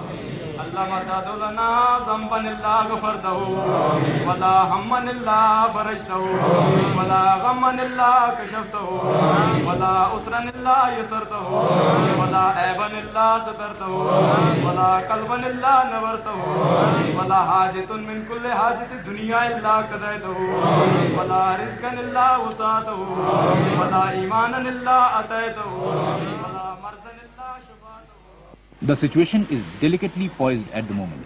The administration has to ensure that it does not slide back by any ill-timed or wrong move, like the unpardonably heavy firing by the security forces when they cracked under pressure after they were attacked in Magarmal Bagh in January, in which 12 people lost their lives, including 2 school children. You see, some cases have taken place. Like in Achbal, there was a case of a rape. Some fellows were going, and so a bride was, some marriage party was going, and so the bride was violated, molested. We have registered that case, arrested the man. There are about 37 cases, 37 criminal cases. Against all the security forces? Against all the security forces. Many of them have been finalized. Some are pending investigation. Some have been closed because the allegations are not found well founded. اگر فراس byte نہ ہوتا، اگر انہوں نے جوتے چھوٹے نہ دیے ہوتے، بڑے جوتے دیے ہوتے، تو آپ پار آ گئے ہوتے اور آج آپ بندوق سے معصوم لوگوں کی جانیں لے رہے ہوتے. جو ہمارا جو مقصد، ہم جب آئے وہاں سے، کیا مقصد سکھایا تھا آپ کو؟ وہ گروپ کمانڈر، انہوں نے بولا گروپ کمانڈروں کو کہتے ہیں کہ آپ کیا کرنا، ہمیں بولتے ہیں آپ جاؤ، جو کام کرنا ہے وہ گروپ کمانڈر کہے گا آپ کو کیا کرنا ہے. ہمیں لڑکے 10 ہیں ایریا میں. کیا کام وہ بولتے ہیں نا ان کو کہ وہ کیسے کریں گے، مطلب کیا کام کرنا ہے. کیا کام کی ٹریننگ دی تھی آپ کو؟ ہاں. کس کام کی ٹریننگ دی تھی آپ کو؟ بندوق چلانے. In this gambit, everyone is a loser. But Pakistan has already made such a heavy investment in it that it will not give up easily. Even though the situation in the valley has undergone an apparent transformation, no longer the processions of 1 lakh or 2 lakh people, no longer the KLF and Pakistani flags. Given the political vacuum in Kashmir, hope for normalcy will depend on how effectively the government is able to offset the rampant perception of misrule by successive governments in the state, leading to corruption, nepotism and unemployment. ہم پھر آپ کھڑا گیا، ہم چاہتے ہیں وہ وعدہ پورا کرو، یہاں فریڈم کرا دو. جو 1947 میں ہم سے وعدہ کیا ہے پنڈت نہرو نے، یہاں پہ فریڈم کرا دو. بعد میں پانی کا دودھ پانی کا پانی الگ ہو جائے گا. کیا ہم کیا چاہتے ہیں؟ خود بخود لوگ جب ووٹ ڈالیں گے خود بخود پتا چلے گا. نہ ہم کو پاکستان چاہیے نہ ہم کو ہندوستان، ہم کو خود مختار چاہیے. We want freedom only, that is all. Even though the issue of plebiscite was dead a long time ago, Kashmiris are yet to shake off that dream. Somehow, many Kashmiris always overlook the fact that there have never been free elections in Pakistan-occupied Kashmir. Despite all that, a certain pragmatism has now descended on the Kashmiris. The earlier euphoric support that the militants had won has now clearly evaporated, replaced by cynicism and a yearning for peace and normalcy. People are fed up with the militants. ये militants गोली चलाते हैं, bomb blast करते हैं, तो तुम्हें क्या लगता है, ये सही करते हैं कि गलत करते हैं? गलत। तो जब militant को देखते हो तो कैसा लगता है तुम्हें? हमें लगता है ये किसी जगह फायरिंग करेंगे और आप भागेंगे। अगर कोई militant आपके सामने आएगा तो आप क्या कहेंगे, उससे कैसा सलूक करेंगे? मैं तो देख कर ही भाग जाता हूँ अगर होगा भी। यानी आप डरते हैं? डरते हैं। मैं कहता हूँ कि मैं डरता भी, उनसे भी डरता हूँ, या आपकी ये सिक्योरिटी है इसको भी डरता हूँ बहुत, क्योंकि जब फायरिंग होती है तो ये आते हैं और हमें भी पिटाई होती है, उस वक्त जलाई तो काफी होती है। Unless the 2 lakh Hindu refugees return to the valley, Kashmir can never be won back truly. It now seems that the panic which made them run for their lives was not baseless, but somewhat exaggerated. There are 10,000 Hindus and 7,000 Sikhs still living inside the valley. जो हिंदू यहाँ से भाग के चले गए डर के मारे, उनमें से कुछ लौटना शुरू हुए? नहीं, अभी कोई नहीं आया। ऐसे हैं जो अब भी भाग रहे हैं यहाँ से? नहीं, अब है नहीं कोई, 2-4 फैमिली सिर्फ बारामूला में है, बाकी कोई नहीं है। वो डरते हैं। तुम नहीं डरते? नहीं। यहाँ तुम्हें किसी ने कुछ परेशान नहीं किया? नहीं। कोई डर नहीं लगता तुम्हें? नहीं, हमें कहा है बैठो। किसने कहा? मुसलमान। भरोसा है उन पे? हाँ। कोई खतरा नहीं महसूस? सिखों का कुछ नहीं महसूस हुआ, क्या पता है। हिंदुओं को? हिंदू तो है ही नहीं यहाँ, तो पहले ही भागे। नहीं, जो भाग गए उनको खतरा महसूस हुआ होगा था, इसीलिए भागे। News track noticed that by and large the properties of the migrants were left untouched, though some houses have been looted during the last 2 months. तो अगर आर्मी नहीं होती तो आप यहाँ नहीं रुकते? आर्मी नहीं होती तो हम कभी नहीं यहाँ रुकते, never. The atmosphere of violence has driven out 500 Muslim families too from the valley, mostly the rich and those owing allegiance to the Congress and the National Conference. In contrast with BP Singh's regime, the present government has put an end to the counterproductive mushrooming of Kashmir experts and to sending conflicting signals to the people of Kashmir. The problem of intelligence gathering has also been resolved. In contrast with early last year, when intelligence gathering had dipped to a virtual zero, there is now a surfeit of intelligence, so much that the government is not able to act on all of it. Even so, the security forces have set a record. Perhaps in the world's history of insurgency, nowhere have the security forces seized 1,400 AK-47 rifles with 2 lakh ammunition, 104 machine guns, 800 pistols, and a large quantity of other explosives, enough to equip 3 battalions of any force. अब क्या लगता है आपको कि जो हालात हैं उसमें क्या हो कि सलूशन निकले कि ये अमन चैन दोबारा लौटे? बस सर, हम चाहते हैं कि हम सबों को आम माफी दी जाए। मान लीजिए जो मिलिटेंट्स पकड़े गए हैं, किसी ने 5 कत्ल किए हैं, किसी ने 10 कत्ल किए हैं, तो उसको छोड़ना भी तो सरकार कैसे कर सकती है? अब उनसे ये गलती हो गई है सर, उन्होंने खुद तो नहीं की, जो उनके वो चीफ है वो उनको बताते जाओ भाई उधर ये काम। सबों को बताया गया है जहाद है, मैं भी उसी वजह से निकला कि जहाद है, लेकिन ये जहाद नहीं है, ये तो टेररिज्म है। हम लेकिन बेगुनाहों को मारा है, यहाँ के वो भी पछता रहे हैं, वो गवर्नमेंट से इल्तिजा करते हैं हाथ जोड़ के हमें एक मौका फिर सुधरने का दे। जी नहीं, उनको कैसे माफी, सब मेरा सुहाग उन्होंने छीना, मैं माफी कैसे दे दूंगी उनको? सब कुछ जो भी हमारे पास है, इस वक्त मैं रोती रहती हूँ, दिन भर रोती रहती हूँ। अगर मेरा सहारा कोई होता तो ऐसे हम माफ नहीं करेंगे, उनको कैसे कर सकते हैं माफ? ऐसे हो ही नहीं सकता, उनको छोड़ ही नहीं सकते गवर्नमेंट। तो गवर्नमेंट के ऊपर सब कुछ है, मगर हम कभी माफ नहीं करेंगे उनको। The security forces have maintained pressure on the militants. There is greater vigilance now on the line of actual control. This winter, the army did not withdraw its border posts despite a much heavier snowfall. It is a long war of attrition. Besides the 4,000 militants arrested and 400 killed on the borders when they fired at the security forces, there are still about 3,500 armed and trained militants in the valley, and according to Indian intelligence, yet another 4,000 across the border waiting to cross. But half of those inside the valley have become demoralized into inaction due to lack of public support. लोग militants को support करते हैं कि militants के डर के मारे कुछ नहीं कहते उन्हें? डर के मारे कुछ नहीं कहते हैं, लेकिन सपोर्ट भी करते हैं? सपोर्ट नहीं करते हैं। सपोर्ट करते हैं लोग? नहीं करते हैं। Despite the optimism of the government, the situation is not yet ripe for a political dialogue. There are over 100 militant organizations operating in the valley, and even if some of them agree for talks with the government, the others will not let it happen. Even though Jamaat-e-Islami had conditionally accepted the government's offer for talks, its militant wing, Hizbul Mujahideen, shot it down. The pro-Pakistan Hizbul Mujahideen has overtaken the pro-independence Kashmir Liberation Front in firepower, although the KLF has greater mass acceptance than Hizbul Mujahideen. Between Pakistan's designs, the militants' terror tactics, and the Indian security forces, what is really forgotten is that, as always, it is the innocents who suffer the most. आपको लगता है कि आपका लड़का छूट जाएगा? हाँ, उनको पता है, उनको बेकसूर लगता है कि छूट जाएगा कि बंद रहेगा? ये छूट जाएगा। छूट जाएगा। भरोसा है आपको? हाँ, मैं खुदा के भरोसे, मैं बहुत परेशान हूँ।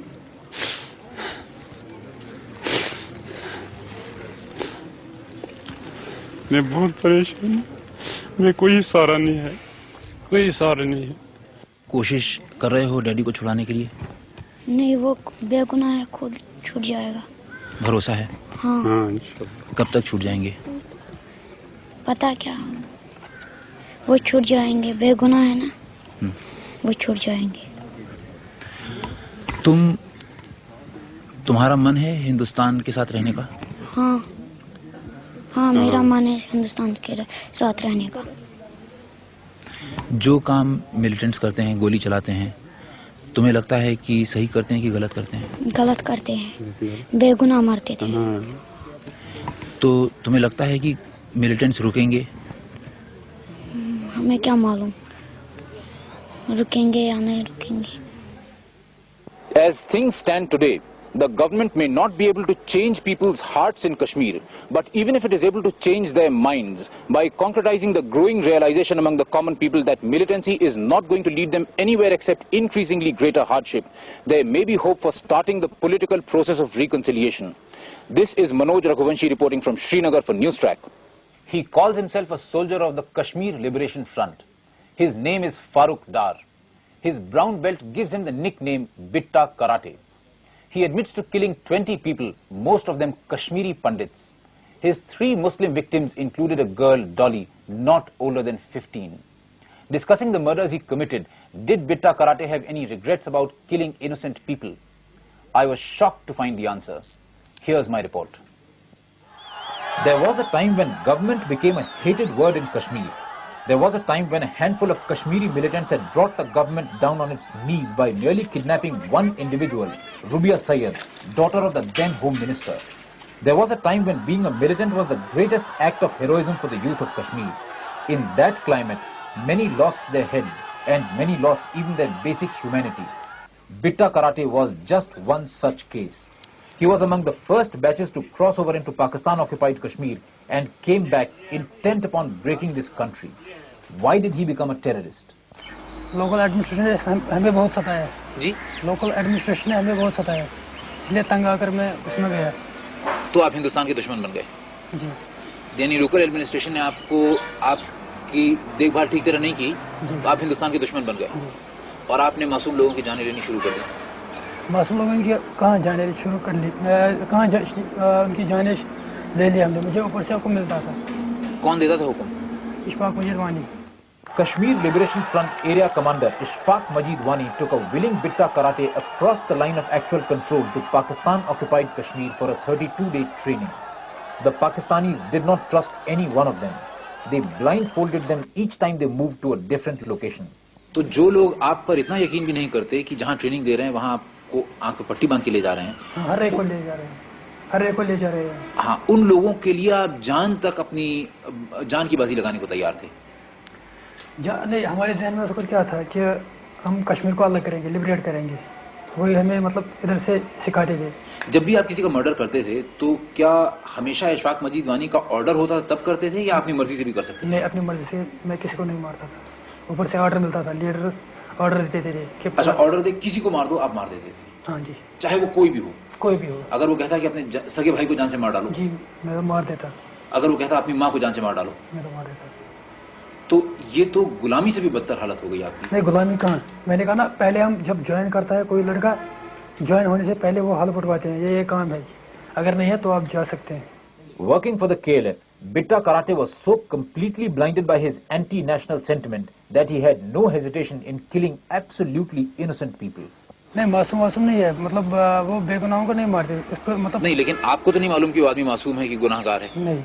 आपको हुक्म दिया कि मार डालो, आपने मार डाला?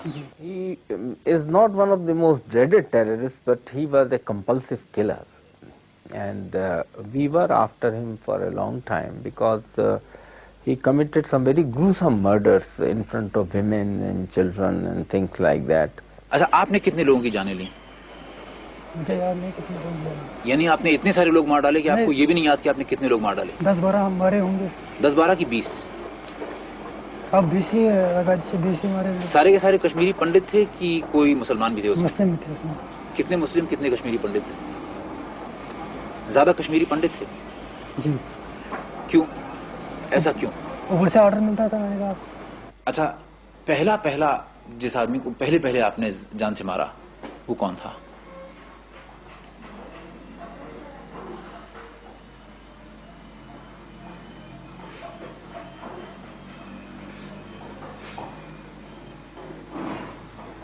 पहला कत्ल कब किया आपने? पहला कत्ल कब किया आपने? मैं सोच रहा हूँ पहला मर्डर मैंने सतीश को मारा। सतीश कौन? सतीश कुमार टिक्कू। कौन था ये? मुझे ऊपर से मतलब ऑर्डर दिया गया कि उसको हिट करो, मैंने किया। कौन था ये? पंडित लड़का। सिर्फ इसलिए कि पंडित था? नहीं, वो शायद आरएसएस का था।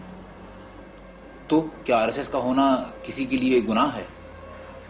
यानी अगर कोई आदमी आरएसएस का मेंबर हो तो आप उसे जान से मार डालेंगे? मैंने कहा ना, मुझे ऊपर से इंस्ट्रक्शन मिलता था कि फलानी को मारो। अगर मेरी जगह किसी और को मिल जाता कि फलानी को मारो, उसको मारना था। जिस लड़के ने, बिट्टा कराटे ने सतीश को जान से मारा, उसके लिए आप क्या सजा मुनासिब समझते हैं? क्या समझते हैं? बेटा तो मेरा कहाँ से वापस आएंगे तो क्या कहूँगा। किस चीज से मारते थे आप? पिस्टल से। हमेशा पिस्टल से ही मारते थे या AK-47 से भी मारते थे? AK-47 से हम सिक्योरिटी वालों पर एक्शन फायरिंग करते थे। अच्छा, और जब किसी एक आदमी को मारना होता था तो पिस्टल से? पिस्टल से। तो अकेले जाते थे कि 2-3 आदमी साथ होते थे? मैक्सिमम मैं अकेला जाता था। तो नकाब पहनी होती थी आपने? नकाब के बगैर। यानी लोग आपको देखते थे कि आप हैं जो जान से मार रहे हैं किसी को? जी। लोग पहचानते थे आपको? तो लोगों ने आपको पुलिस के हवाले नहीं किया? नहीं। इसका मतलब लोग आपको, लोग साथ देते थे। अच्छा, कभी ऐसा हुआ कि आपने जिस आदमी को मारना चाहा, आपने कोशिश की लेकिन आप फेल कर गए? नहीं। जब भी आपने कोशिश की सफल हुए? जी, सफल हुए। मैं जिधर निशाना चाहता था लगा उधर बराबर पहुंच जाता। तो इसमें क्या खासियत थी आपकी, मतलब क्या बात थी कि आप हमेशा सफल हो जाते थे? मतलब मसल पावर पे होते हैं, मसल पावर। पिस्टल सबसे टफ फायर होता है पिस्टल फायर, और पिस्टल फायर में मसल पावर अच्छी होनी चाहिए। और आप नजदीक जाके एकदम फायर करते होंगे? नजदीक में डिस्टेंस बहुत रखता था। कितना डिस्टेंस? 30 गज, 20 गज। इतनी दूर से पिस्टल से मार देते थे? और क्या, कहाँ निशाना ताकते थे? सर का कि दिल का? मैक्सिमम में सर का या हार्ट का लगाते थे। तो जब लोग मर जाते थे या आपके सामने तड़पते भी होंगे तो आपको कभी ऐसा लगता था कि मैं क्या कर रहा हूं, मैं इंसान हूं, इंसान की जान ले रहा हूं? पहले लग रहा था, बाद में नहीं। The man who Bitta Karate followed blindly, Ishfaq Majid Wani, suffered a violent end, much like the kind he had given dozens of innocent people. Ishfaq मजीद वानी को कैसे मारा गया? वो तो काउंटर में मारा गया। एनकाउंटर में? एनकाउंटर में मारा गया। जेन्युइन एनकाउंटर था? जेन्युइन एनकाउंटर, मतलब सही एनकाउंटर था? सही एनकाउंटर। असलियत में वो सिक्योरिटी फोर्सेस के ऊपर फायर कर रहा था? नहीं, तो वो तो कवर पोजीशन में खड़ा था, लेकिन लड़ रहा था सिक्योरिटी फोर्सेस से। बाकी जो लड़के थे वो लड़ रहे थे, और उसने हैंड ग्रेनेड फेंकने की कोशिश की, हाथ गोला। इशफाक मजीद वानी ने? जी। और इसके ऊपर फायर 2-4 आ गए। Looking back now, Bitta Karate feels that Pakistanis have cheated him. उन्होंने कहा पहले जब मैं 88 में जब मैंने इन्फिल्ट्रेशन की, तब उधर जब ट्रेनिंग की, उन्होंने कहा कि आप अंदर से कुछ करो, जब लोग आपके साथ होंगे तो बाकी हम कुछ करें, बाकी हम पर डालो। यानी पाकिस्तान हिंदुस्तान पे अटैक करेगा, जंग करेगा। तो फिर ऐसा तो हुआ नहीं? ऐसा तो नहीं हुआ। तो आपको कैसा महसूस हुआ? अब तो दुख हो रहा है बहुत। मतलब आपको ऐसा लगा कि आपके साथ धोखा हुआ? बहुत धोखा हुआ है। آپ کو لگتا ہے کہ جو راستہ آپ اختیار کر رہے ہیں, ملیٹنٹس اختیار کر رہے ہیں, گولی چلانے کا, بم بلاسٹ کرنے کا, معصوم لوگوں کی جانیں لینے کا, اس سے جو آپ کا مقصد ہے کہ ہندوستان کو توڑ دیں, کشمیر کو الگ کر دیں ہندوستان سے, یہ پورا ہو پائے گا؟ میں کہہ لوں مشکل ہے کہ ناممکن ہے؟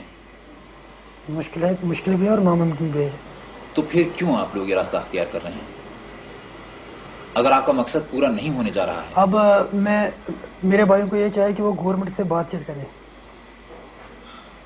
جو ملیٹنٹ ہے ان کو یہ چاہے کہ اب گورنمنٹ سے بات چیت کریں, کیونکہ ادھر ڈکیٹی ہو رہی ہے, ریپس ہو رہے ہیں.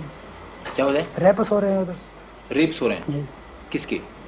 وہ تو لڑکیوں کے ریپس ہو رہے تھے. کون کر رہا ہے؟ پتہ نہیں کون کر رہا ہے, مطلب ہو رہے ہیں نا, بہت ظلم ہو رہا ہے ادھر, ڈکیٹی ہو رہی ہے, گن پوائنٹ پر پیسے لے رہے ہیں ملیٹنٹس, اور لڑکیوں کا ریپ بھی کرتے ہیں ملیٹنٹس. اب ریپ بھی کر رہے ہیں, اور لوگوں کے اوپر یہ بھی دباؤ ڈال رہے ہیں کہ اپنی لڑکی کی شادی فلاں سے کر دو, اپنی لڑکی کی شادی فلاں سے کر دو. نہیں, اس کے بارے میں مجھے علم نہیں ہے. لیکن یہ آپ کی جانکاری ہے کہ ملیٹنٹس لڑکیوں کو ریپ کرتے ہیں؟ جی, کر رہے ہیں, اور زور سے پیسے بھی, گن پوائنٹ سے پیسے بھی لے رہے ہیں. How does Bitta Karate react to the large-scale surrender by the militants? جو سرنڈر کر رہے ہیں ٹھیک کر رہے ہیں. جو سرنڈر کر رہے ہیں ٹھیک کر رہے ہیں. ٹھیک کر رہے ہیں. لیکن جو باقی ملیٹنٹس ہیں جو سرنڈر نہیں کر رہے ہیں, وہ جینے دیں گے ان لوگوں کو جو سرنڈر کر رہے ہیں؟ ان کو بھی سرنڈر کرنا چاہیے, لیکن ہوگا کیا؟ کرنی چاہیے. کرنا چاہیے تو الگ بات ہے, لیکن ہوگا کیا؟ مطلب کیا وہ سرنڈر کر دیں گے سارے کے سارے ملیٹنٹس جو اس سمے 3000 یا اس سے زیادہ ملیٹنٹس ہیں ویلی میں؟ تو اصلیت میں ہوگا کیا؟ میں نے کہا تباہی ہوگی. کیا سزا ہوگی آپ کی؟ جو دیں گے وہ بھی منظور ہے. کیا لگتا ہے آپ کو کیا سزا ہوگی آپ کی؟ ہو سکتا ہے عمر قید ہو جائے, ہو سکتا ہے پھانسی بھی ہو سکتی ہے. زیادہ کیا سمبھاونا ہے, پاسبلٹی کیا ہے؟ میرے دماغ سے پھانسی ہو سکتی ہے. آپ کو قبول ہے پھانسی؟ جی قبول ہے. This man, who's so casual about killing other people, clearly sees his own end in a misguided glory of martyrdom. What kind of a cause is this that dehumanizes a man so much that he's willing to kill his own mother? This is Manoj Raghuvanshi reporting for Newstrack. Today, it is next to impossible for Indians to visit Kashmir. For journalists, it's one of our toughest assignments. One of the militant organizations has even issued a ban against Indian journalists coming into the valley. Simply driving from the airport to the hotel is taking a gamble. So actually making contact with the militants, getting to their hideouts and getting them to talk about their beliefs and problems now was not easy. Most important, our correspondent found that rifts between militant groups are now out in the open. An update on the troubled valley, Alpana Kishore reports. 2 years ago, the people of Kashmir celebrated the birth of a movement. Today that movement is devouring its own children. Deep divisions between the groups have sharpened with the reported killings of pro-independent JKLF cadres by pro-Pakistan Hizbul Mujahideen, the strongest militant outfit in Kashmir today. A temporary truce was called recently, but the differences are too wide to be taken lightly. Newstrack spoke to 3 militant groups in their hideouts about their differences: the pro-Pakistan Muslim Jama's force and Hizbul Mujahideen, and the pro-independence JKLFs.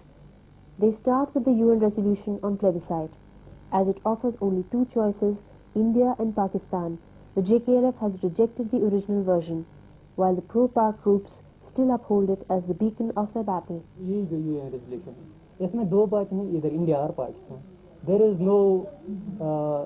no point like independent Kashmir or something like that. We don't want to amend that.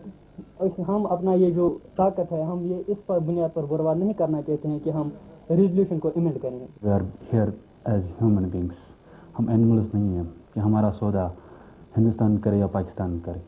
وہ کوئی کسی خدا نے وہ resolution pass نہیں کیا ہے, وہ انسانوں نے کیا ہے. But the Pakistani goal isn't what the people want. Though militarily strong, the pro-Pak groups haven't got popular sentiment on their side.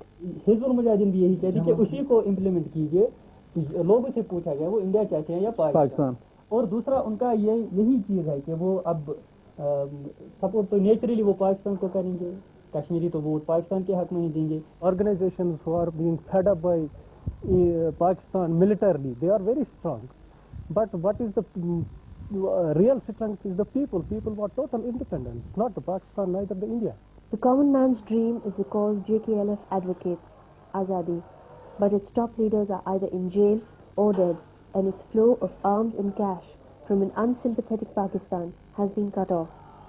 So does it really matter, even though it has an immensely popular ideology, if its organization is virtually decimated?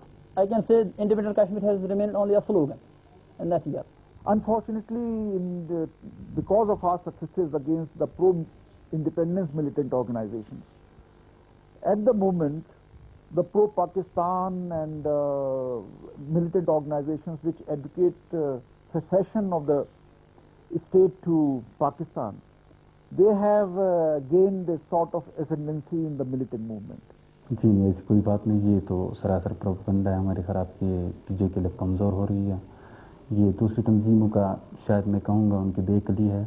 So all the goodies are diverted to the pro-Pak groups, but hoping to turn around popular sentiment towards itself, Pakistan's emphasis is on converting the reluctant through offers they cannot refuse.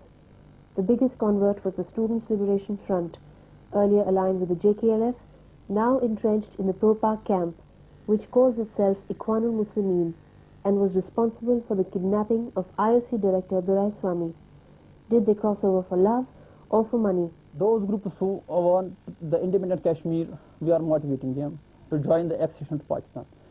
And they have, some of them have accepted our version, that just like SLF that has changed its name, now that is called Ikhwanul Muslimin. इसलिए उन्होंने SLF को इख्वानुल मुस्लिमीन बनाया क्योंकि उनको हथियार की ज़रूरत थी, और हथियार को हासिल करने के लिए उन्होंने अपना मंशूर बदल दिया. The divergence carries on. Would the people's choice be viable? The JKLF optimistically thinks everyone will live happily ever after. वक्त के साथ हर एक बदलता रहता है. जब इंशाल्लाह हमारा इंडिपेंडेंट कश्मीर होगा तो हमारी ताल्लुकात पाकिस्तान के साथ तिजारती होंगी, हिंदुस्तान के साथ तिजारती होंगी, हमारे बॉर्डर्स होंगे, वो हमारा कुछ भी नहीं काट सके इंशाल्लाह. बड़ा तो मुल्क है, 85 करोड़ पॉपुलेशन है, और दूसरी तरफ चाइना है जहाँ 1 अरब पॉपुलेशन है, और तीसरी तरफ पाकिस्तान है. इस बुनियाद ये जो मद्देनजर हम रखा जाए तो एक छोटा सा कश्मीर बीच में रहेगा, ये कोई मुमकिन बात नहीं. जहाँ हिंदुस्तान में 25 स्टेट्स इकट्ठा होकर एक इंडिया, यूनाइटेड इंडिया बनाया, तो वहाँ जो पाकिस्तान है वहाँ की 4 सूबे हैं, हम ये कहेंगे कि वो 4 उंगलियां हैं और कश्मीर उनका अंगूठा है.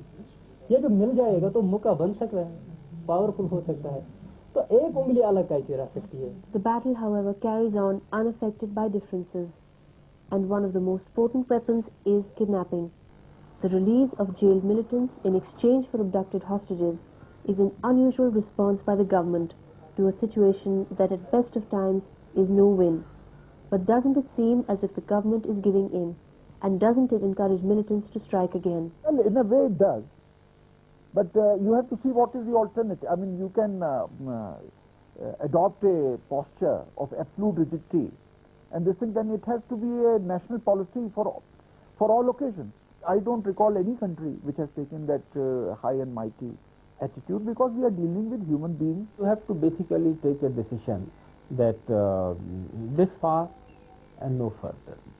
Whatever the policy now, the turning point was Rubia Saeed, when 5 hardcore militants were released with shameful speed in a knee-jerk response to a VIP abduction. Kidnapping of Rubia Saeed, suppose it encouraged the people of Kashmir here, and the demand got also accepted. Administration कहती है कि हम जो छोड़ते हैं वो इतने मतलब वांटेड नहीं है. देखिए एक बात है, ये जो रुबिया सईद के केस में उन्होंने छोड़ दिए हैं, आपको मालूम होगा, उसमें अब्दुल हमीद शेख था, वो KLF का डिप्टी चीफ कमांडर थे, वो क्या मामूली आदमी थे, और उसके साथ और 4 साथी थे जिन्होंने सारे हिंदुस्तान को हिला दिया, वो क्या मामूली आदमी थे.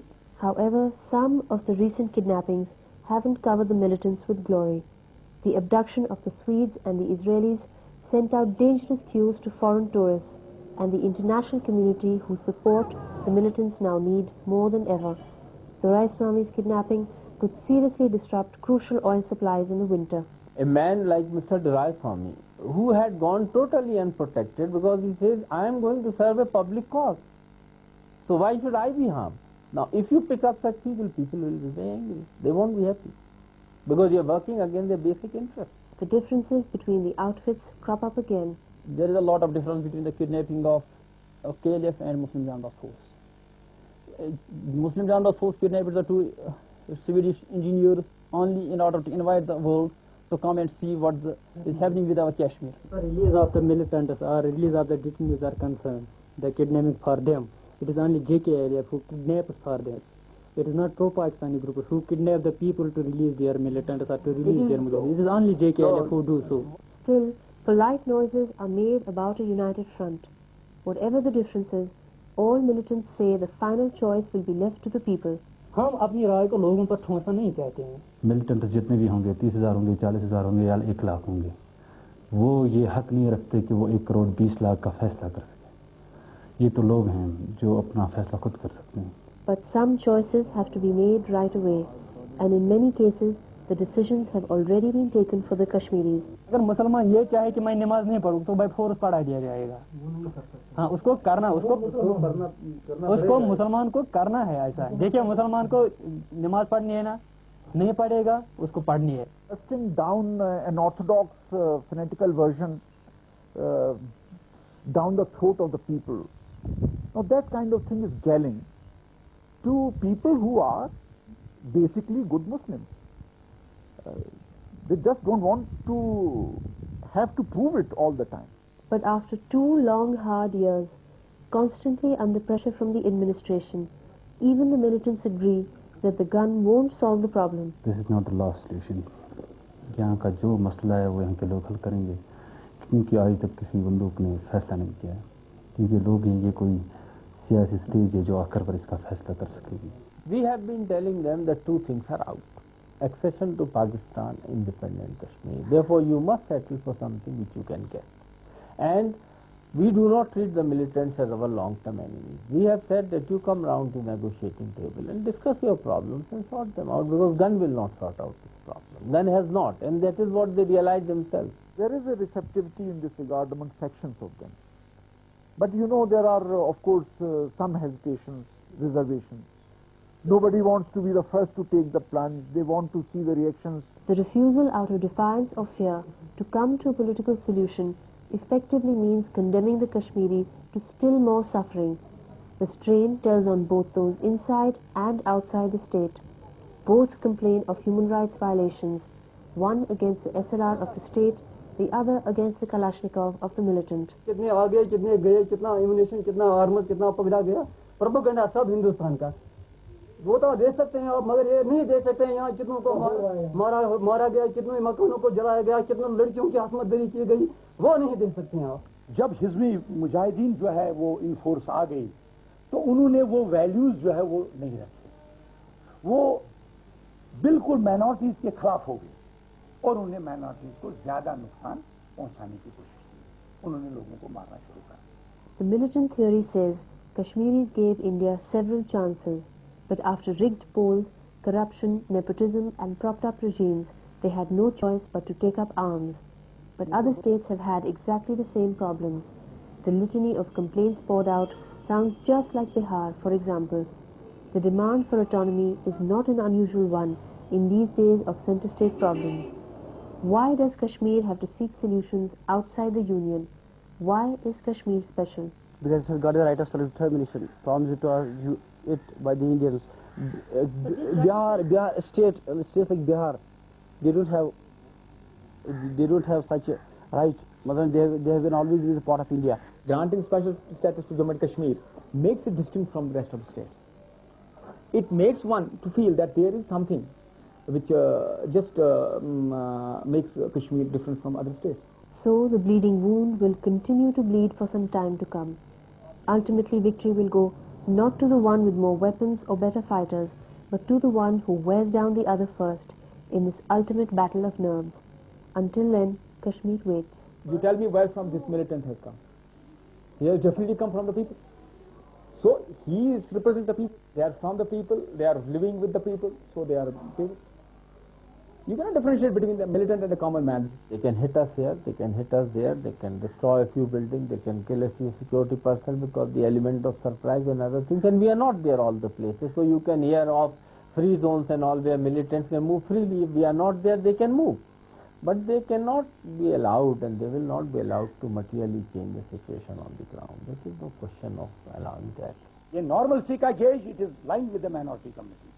जब हम ये महसूस करेंगे कि वो लोग जिन्होंने आज भारत के खिलाफ हथियार उठाए हैं, वो मेन स्ट्रीम में आ गए हैं, completely, perfectly, वो अब इंडिया को एक्सेप्ट कर रहे हैं और कश्मीर को ये कह रहे हैं कि हिंदुस्तान का एक हिस्सा है, तो उस वक्त हमने ये सोचना है हम कैसे वापस जाएंगे। सोवियत ब्लॉक था, उन्होंने पोलैंड में जुल्म किया, चेकोस्लोवाकिया में जुल्म किया, एक वक्त आ गया तो वो सुपर पावर ही टूट गया। अगर हिंदुस्तान आज हमारी बात नहीं सुनेगा तो मैं ये यकीन के साथ कह सकता हूँ हिंदुस्तान का भी वही हासिल होगा। With the release of K. Doraiswamy, Executive Director of the Indian Oil Corporation, on the 20th of August, after 54 days in captivity, the suspense finally ended and people waited to hear his story. The Newstrack team met the man as he landed in Delhi, got his exclusive interview on his flight to Bombay, and later at his office and his home. His debriefing on his ordeal brought up two very serious questions. Should the government negotiate for hostages at all with militants? And secondly, how aware are we of the psychological effects of the captivity on the victim? Manoj Raghuvanshi reports. When K. Doraiswamy was released from the clutches of the Kashmiri militant outfit Ikhwanul Muslimin, Newstrack found what people might not have expected. A layperson would expect a depressed, beaten, shaken man after 54 days of captivity. Instead, Doraiswamy looked in good shape and well in control. They are all very young people. They are so decent, so nice to talk to. In fact, I would have enjoyed their company had it not been these circumstances. They were nice to talk to, joking and all that. Like any other young boy, 20-year-old, you will find anywhere else.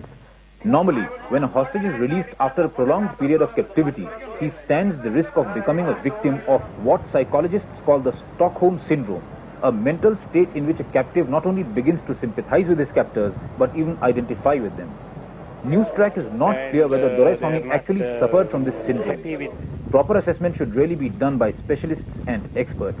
What kind of people did they seem to you? Did they seem to be fanatical? They didn't appear to be fanatical to me, although they did mention that I got the impression that they are treating their fight as a jihad on behalf of Islam. But they clearly mentioned that Islam respects all religions, so we are not against Hindus or any other religion. We respect all others and we are not against anybody. I do believe them, so I feel they were not fanatical.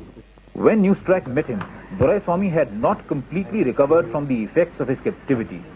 There were moments when you could catch militant terminology slipping out of his mouth, like referring to Pakistan-occupied Kashmir as Azad Kashmir. I think the government should open a dialogue with these people because they are all very youngsters at an impressionable age and they have been misguided and they are exposed to propaganda from the other side, a very vicious propaganda which is going on from Pakistan and Azad Kashmir, and they keep listening to this kind of thing. One of the militants released in exchange for Doraiswamy was Javed Ahmad Shalla, a self-confessed killer credited with the murders of Mushirul Haq, Abdul Ghani and H.L. Khera. It is rather surprising that Doraiswamy should be ambivalent about the guilt of this man. The governor of J&K has said that in future, if someone is kidnapped like you were kidnapped, the government is going to be very tough with the militants. Yes. Now, what do you think should be the government policy? Should it negotiate with the militants for the release of militants in exchange for a hostage, or should it not negotiate? I can't make any comment as to the policy, because if government has a policy, the policy has to be consistent. It cannot be one policy for if it happens to be a relation of a politician, and it cannot be another policy, it is somebody else.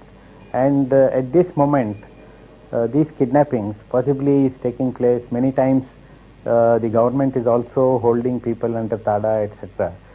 Maybe without any specific charges. Maybe in the process it is possible that some innocent people are also put behind bars and things like that. But Javed Ahmad Shalla was the killer of so many people. So there is no question of the government considering him to be innocent or anyone else considering him to be innocent. I don't know about Javed Ahmad Shalla, although the reports say that he was responsible. I really don't know what the facts are, and it is difficult for me to make comment on this as I am in an involved party. While people in general may have imagined that Doraiswamy would be going through a rough time, he reported that his captors treated him rather well. But did they ever threaten you that they are going to kill you? They didn't threaten me. On the contrary, they went on assuring me that आपको कुछ नहीं करेंगे.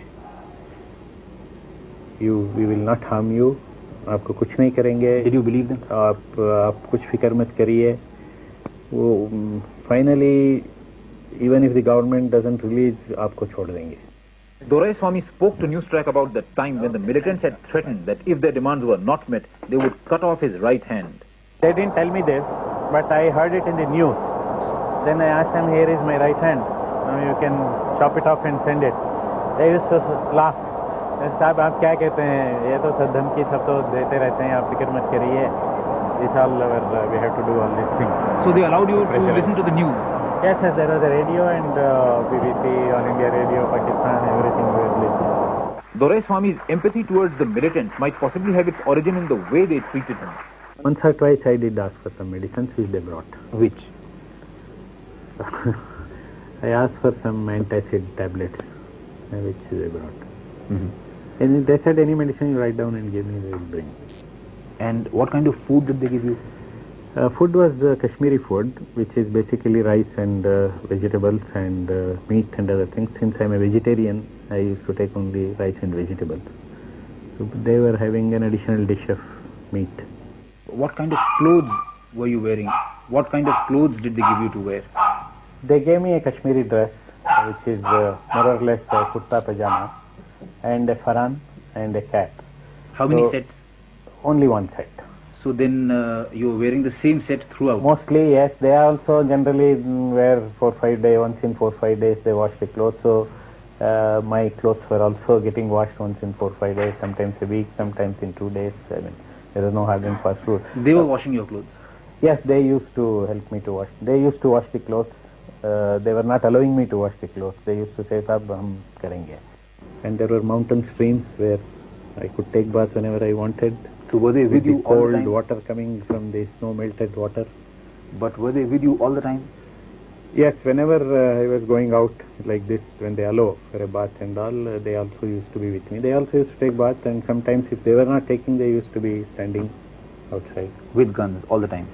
Sometimes with guns, and after some time when the rapport was developed and when you start living with somebody, even with the enemy, you will start developing a rapport. With the unedifying happenings played out in Hazrat Bal since last month, the country's pride in its sovereignty, its belief in itself as a strong entity, and its confidence took a body blow, more as if the siege had been laid within rather than by the government. The army was not allowed to do its job unhindered. The administration seemed to follow only its own direction. The courts were dragged into a matter that perhaps didn't come under their jurisdiction, and the central government, as usual, ignored the problem till it reached massive dimensions. The result, a botched-up operation that portrayed Indian governance as weak and floundering. The perfect situation for outsiders to pressurize the country. Newstrack brings you the picture of how the operation was wrecked step by step and what its implications are. Alpana Kishore reports from Srinagar. For decades, the Hazrat Bal Dargah, housing the hair of the Prophet, has been the holiest shrine for Kashmiri Muslims. For almost a year now, it has been a militant hideout. 15th October 1993, Friday. At 6:30 p.m., after the Friday namaz was held, a member of the Awqaf Trust managing the shrine discovered that militants inside the shrine had tampered with 2 locks of the room housing the holy relic. Fearing that there may be an attempt to damage or displace the relic, he called the authorities. After a meeting with the governor, the civil and military authorities decided that the shrine should be sealed off to prevent militants from escaping with the relic. 15th October, 9 p.m. The Border Security Force established a cordon around the shrine, sealing off 100 to 150 people inside, of which 50 to 70 were armed militants. 15th October, midnight. A JK police constable reportedly observed militants sprinkling kerosene onto the barracks at the site of the Dargah, originally meant for the police contingent, but mostly taken over by militants. He informed the authorities, who called in fire services immediately. 7:30 a.m. 16th October. The army took over from the BSF and was greeted by firing from the militants inside. there were strict orders to refrain from firing back. Noon, 16th October. The barracks were finally set on fire by the militants who threw grenades inside the blaze. The fire shifted to the adjoining mohalla, but was quickly put out by the fire brigade. All the residents of the mohalla were shifted to an engineering hostel down the road. The cordon had become a siege, and the plan was to wear down the militants. But right from the start, the conflict between the army and the civil administration was exposed. While the army wanted to keep the option open of storming the shrine, the administration unnecessarily blasted the game plan by publicly stating that the forces would not enter the shrine. You not ruled out that possibility? No possibilities are being ruled out by us. From the side of the administration, orders exist not to enter the shrines for anti-militancy operations. As the pressure mounted, the administration sounded more and more shaky. On the 5th day of the siege, the army firmly stated no safe passage with arms. On the same day, however, the administration would not categorically rule it out. Watch the difference between the two responses. There is no question of safe passage. In no country in the world will armed militants be allowed safe passage by an agency which represents the government. They have to surrender their weapons. There are no ifs and buts about it. You see, safe passage by itself, you know, is all passages in Srinagar city and also in the whole of Jammu and Kashmir are safe. The army strategy was simple: cut off the water supply to pressurize the militants. But again it was thwarted by the chief engineer, who openly refused. That ensured full water supply for nearly 3 days after the cordon was laid. Even later there was enough stored inside.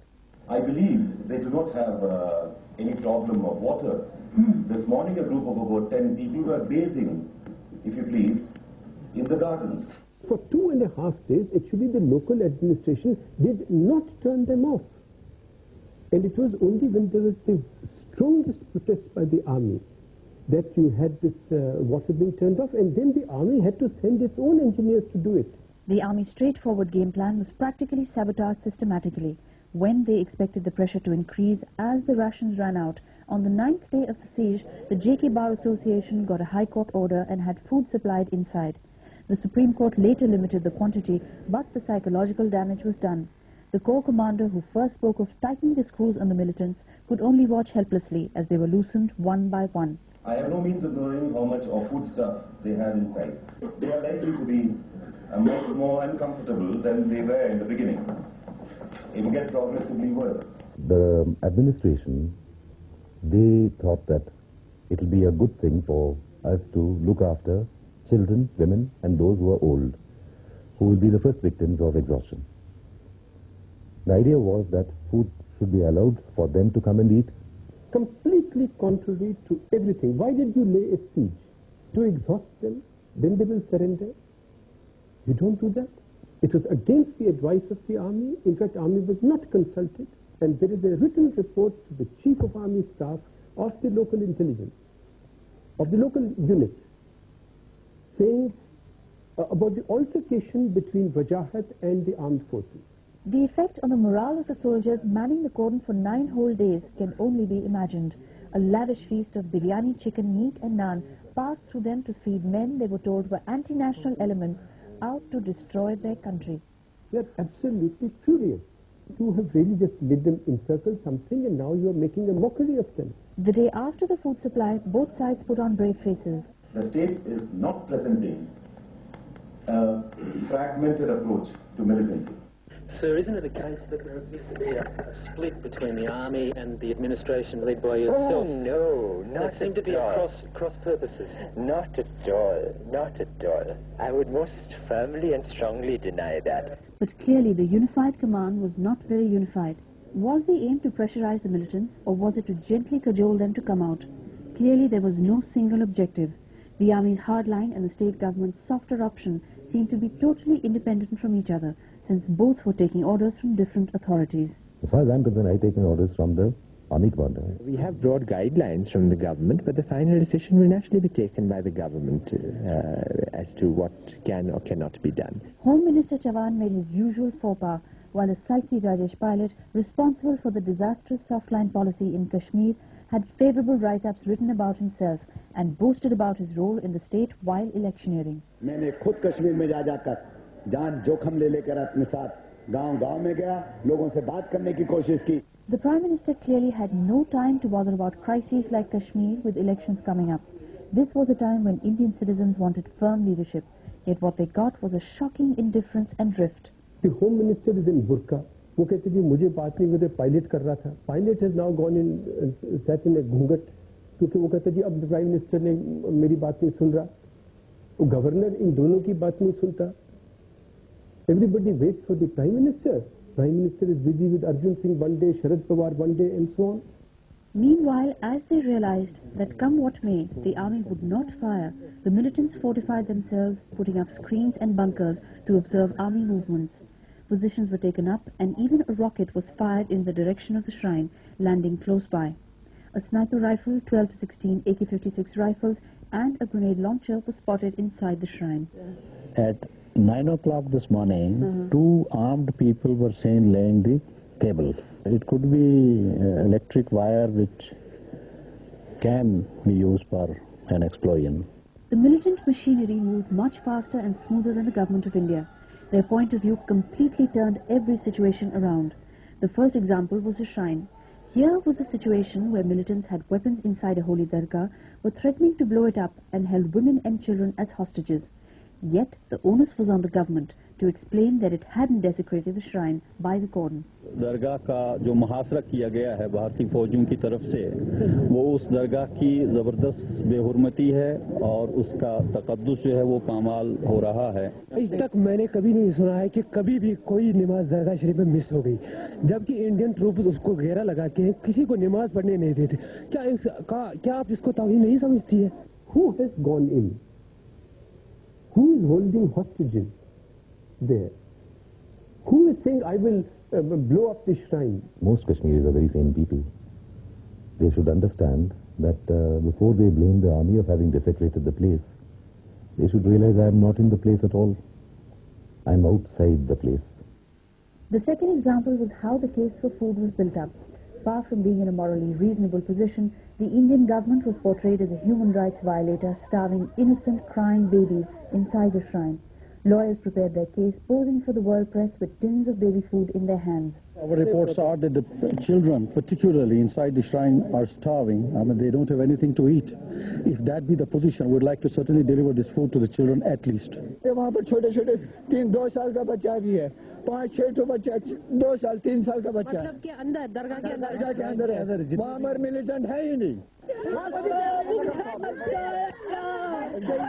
उसको भूखा मर जाएगा. Force करेगा क्या? मेरे बच्चों को मरते से सोता मरता है. कसम खुदा रसूल की, कसम खुदा रसूल की, मैं बनूंगी मुजाहिद, मैं बनूंगी मुजाहिद. The press was part of the build-up. Watch the questions at this press conference. The answers are irrelevant. Watch how the pressure is being applied. If someone dies inside the shrine, let's say a child, how will you react? What will be your response? It will be a very unfortunate. So, Mr. Rahman, will your conscience be heavy at that time, on that occasion, because you have been denying them food and medicines? Okay, man. How long do you think a child can live without food and water? Oh, I am not a medical expert. What about sending a medical team inside to check with You see, certainly all these suggestions, if there is any requirement, we will consider. As it turned out, there were no babies inside at all. The first man who came out of the shrine revealed that the only children were 2 teenagers. The person who's come out now from Kupwara, he says that only 2 children, and they are not that ill, they themselves go up to the toilet and come back. But 12% are ill and the doctor has to go in. No one questioned why no civilians came out, despite repeated appeals. Yet the militants delivered dire warnings to the world press. कहीं ऐसा न हो कि army के साथ इंसानी हुकूक तंजीमें देखती रह जाए और यहाँ पर जो 200 के करीब लोग हैं वे मौत मार जाए. फौज बार बार सबके सामने बोल रही है, हमारे सामने बोल रही है कि आप निकलिए, बाहर आइए, इनको छोड़ दीजिए. वो आते क्यों नहीं है? फौज क्यों नहीं जाता है वहाँ से? Just see that the persons who were coming out for talking with Wajahad and others, did they look emaciated? Did they look under any pressure? Did they look as if they are thirsty? No. But the local administration helped create the miasma that actually, oh, the poor people are starving, and it is our duty to look after them. It now transpires that there is a well on the premises, which is being used by them. So there was never any shortage of water? No, and certainly doesn't seem to be shortage of food. As if food and water were not enough, the militants complained of human rights violations when they were denied electricity and, believe it or not, a telephone connection.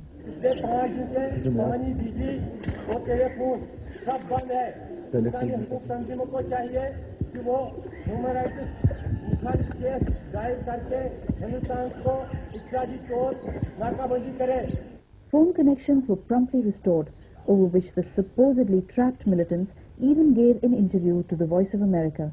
Yet when it came to questionable militant tactics, like the presence of arms inside a place of worship, they were immediately justified or excused away. दरगाह के अंदर बारूद और ammunition रख के ये जायज चीज है दरगाह के आप कैसे कह सकते हैं? इन जहाज में जायज है, बिल्कुल जायज है। Yes of course. क्या हमारी मुकद्दस जगह है, हम इसकी पाकी का ख्याल खुद जानते हैं, खुद हम कर सकते हैं। ये लोग हमारी मस्जिद को क्या करेंगे, इनको पता नहीं है कि ये काफिर है, काफिर को हमारी मस्जिद में आने की इजाजत नहीं है। Secondly, would setting fire to part of the shrine complex also be justified?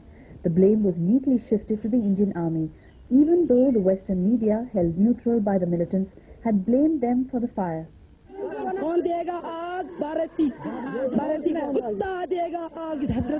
Not a bad Muslim like I am can even think of setting such a holy shrine ablaze. This is Indian forces doing. Okay, but some of the Western media has said that the militants set fire to the I can't restrict any journalist from expressing his views with regard to the shrine. And as for the threat to bomb the shrine, it was dismissed out of hand. दरगाह के अंदर से firing चल रही है, दरगाह के अंदर वो mine ले कर रहे हैं, तो वो आपको लगता है वो भी जायज है? What? No, that is not the reality. That is not the reality. Whatever has been there, we are just. उन्होंने धमकी दी है कि हम ब्लास्ट करेंगे. It is because they want army people to vacate. If they blast, then what will happen? They will not blast. अगर लगाएंगे तो आप क्या सोचेंगे? उस वक्त भी हम हिंदुस्तान गवर्नमेंट पे इल्जाम लगाते हैं कि उन्होंने मजबूर किया है उनको अपनी जाने देने के वास्ते और आस्थान शरीफ की बेरुमती करने के वास्ते. The drama infused fresh blood into a weakened militancy. Calls were given by overground leaders for Friday demonstrations. There was some unnecessary show of force in dispersing the crowds, but on the whole the response was not as expected. Mostly small groups in hundreds came out and were dispersed with tear gas and lathi charge. They are not as enthusiastic as our press seems to be on their behalf. I don't think the response has been all that great. There was one particular procession which was mentioned to be 10,000 to 15,000 strong. All other processions which were sought to be taken out were a few hundred up to 1,000. However, the security forces did open fire at the single big demonstration and a few others where 7 people were killed. This is the body of a man who reportedly fired on the BSF and was killed in Grenawadi. The family shouted anti-India slogans, but a female relative of his confirmed that he had fired at the BSF. Elsewhere in the valley, Hindu Pandit houses were being burnt. We followed a fire brigade to one such house which was being burnt for the second time. But by far the worst incident of the week was at Beach Vihara, where over 40 people were killed and 76 injured when the BSF opened fire. The day after the killings, when most of the press was stopped outside the village by the army, Newstrack managed to slip in. Victims' bodies were returning home from hospital to be buried, and fresh graves were being dug. मैंने बहुत सी लाशों को देखा है, मगर अपने भाई को जब पहले देखा तो मुझे मालूम नहीं मुझे किसने उठाया वहाँ से. आपने भाई की लाश देखी थी? हाँ, मैंने पहले उसकी लाश देखी थी. Nothing has happened here. No cross firing, no grenade throw. तो peaceful demonstration. ये peaceful demonstration इन्होंने firing कर दी है बस. Are you satisfied that it was unprovoked firing? Seems so. That seems to be the position. You know, all our officers are saying that. It seems so. And if it was, it's totally unjustified, and you know, we just will not accept it. The DGBSF gave his side of the story. It was a very aggressive and a belligerent crowd with the BSF confronted. and it is they who fired the first shot. And then the BSF was left with no option but to return the fire. One sub-inspector, in fact, he sank on the ground after being hit by a bullet. Even if the BSF was shot at first, surely the amount of force returned was unduly excessive. That is the only area of doubt, whether the quantum of force used was necessary or it was excessive. This is a subject matter of inquiry, and I would not like to prejudge the issue. Yet, was there more to the incident? We are sorry for the loss of lives, but one has to remember that Bijbihara is a notoriously pro-militant town, and that incidents of throwing grenades at the army or the BSF and firing at the security forces, these have been a common occurrence in Bijbihara town. This year, from the beginning of January so far, there have been 31 incidents of this kind. एक दिन बस में grenade फेंका था हिजबुल मुजाहिदीन के militants ने, उससे सरकारी इतलात के मुताबिक तो 2 आदमी मरे थे, लेकिन गैर सरकारी इतलात जो थी उससे 17 आदमी मरे थे आर्मी के। बीएसएफ बंकर में माइन प्लांट की थी मिलिटेंट्स ने, उससे 4 आदमी ऑन स्पॉट मर गए। उसके बाद पिछले दिनों बीएसएफ के एक आदमी से उन्होंने एलएमजी छीन लिया था, तो वो उनके पीछे पीछे भागा, तो मिलिटेंट्स ने उस पे फायर खोला और 2 बीएसएफ के आदमी मारे गए। We have so far identified 14 militants among those who were killed. For example, Abdul Rashid was involved in the incident involving throwing a grenade on an army convoy early this year in January, in which one major of the Rashtriya Rifles was killed. The incident touched off the never-ending furor on human rights. Sections of the press, taking their cue from a simplistic Western view on Kashmir, seem to be suffering from a major colonial hangover. Both sides lose lives in a war. Yet how is it that no one will write a column when the forces are shot, ambushed or blasted? Has the curfew been lifted? No. Has the curfew been lifted? Well, then you can start by issuing us passes for the curfew right now. Would the scene be enacted at a press briefing during the Gulf War? Or is it just that they lack respect for Indian authorities, demanding standards from them they would not expect or get from others? Punjab did not secede from India. Kashmir has not yet seceded from India, but the English press has seceded from India. In Kashmir itself, in hardly 2% of the total incidents, and 20 incidents take place every day, are even allegations of any overreaction or excess are made. And many of these allegations are found to be not well based on inquiry. As the crisis continued, political analysts examined India's position in the aftermath of America's bombshell. We got their assessment on the stakes for India if there is any change in position on Kashmir and the international focus on human rights. The dithering and vacillation helped considerably in an explosion of international pressure and threatening noises. Kashmiri leaders like Sayyid Ali Shah Gilani quickly exploited the opening and appealed to the Muslim world. Mr. Gilani must have heard all the appeals from Bosnia to the Muslim world. I don't know which world they are living in. What did the Muslim world do? Which fantasy are you living out? You must be realistic of what your options are. Pakistan Army has tried to get Kashmir, you mentioned Pakistan, has tried to get Kashmir over 3 wars. Now I think the Pakistani Army has very intelligently decided that alone it can't get Kashmir, so why not get the UN Army to get Kashmir? They realize even that is not so easy. America's amazing shift in policy followed. The point to be seen was that this was not just a casual remark to be taken lightly. There was, and has been for a while, a well-mapped-out game plan behind it. The official U.S. reply played down the offensiveness of Robin Raphael's remarks, but significantly didn't really negate them. India will become a target of the new international order, because it is so much easier to have an India broken into 3-4 pieces, fighting with each other. They would not want viable, large countries other than the United States. What are the stakes if the government is seen to be dealing with militancy in a weak-kneed fashion in Kashmir, or allowing international intervention in the issue? Who's going to suffer? The real people who will have to carry the brunt out of any Kashmiri secession will be the 100 million Indian Muslims. They'll have to pay the price for it, because they will be targeted. That 47 kiya, ab phir ye kiya. The stake is India will not be there. Firstly, you cut off the ground. You cut off my head, that is Kashmir going. That's a big stake for the country. But then process cannot stop there at all. Why not Ulfa? Why not Tamil Nadu? Khalistan will revive again. So it is a moment of truth. India's forces are not Bosnia's forces, not Somalian forces.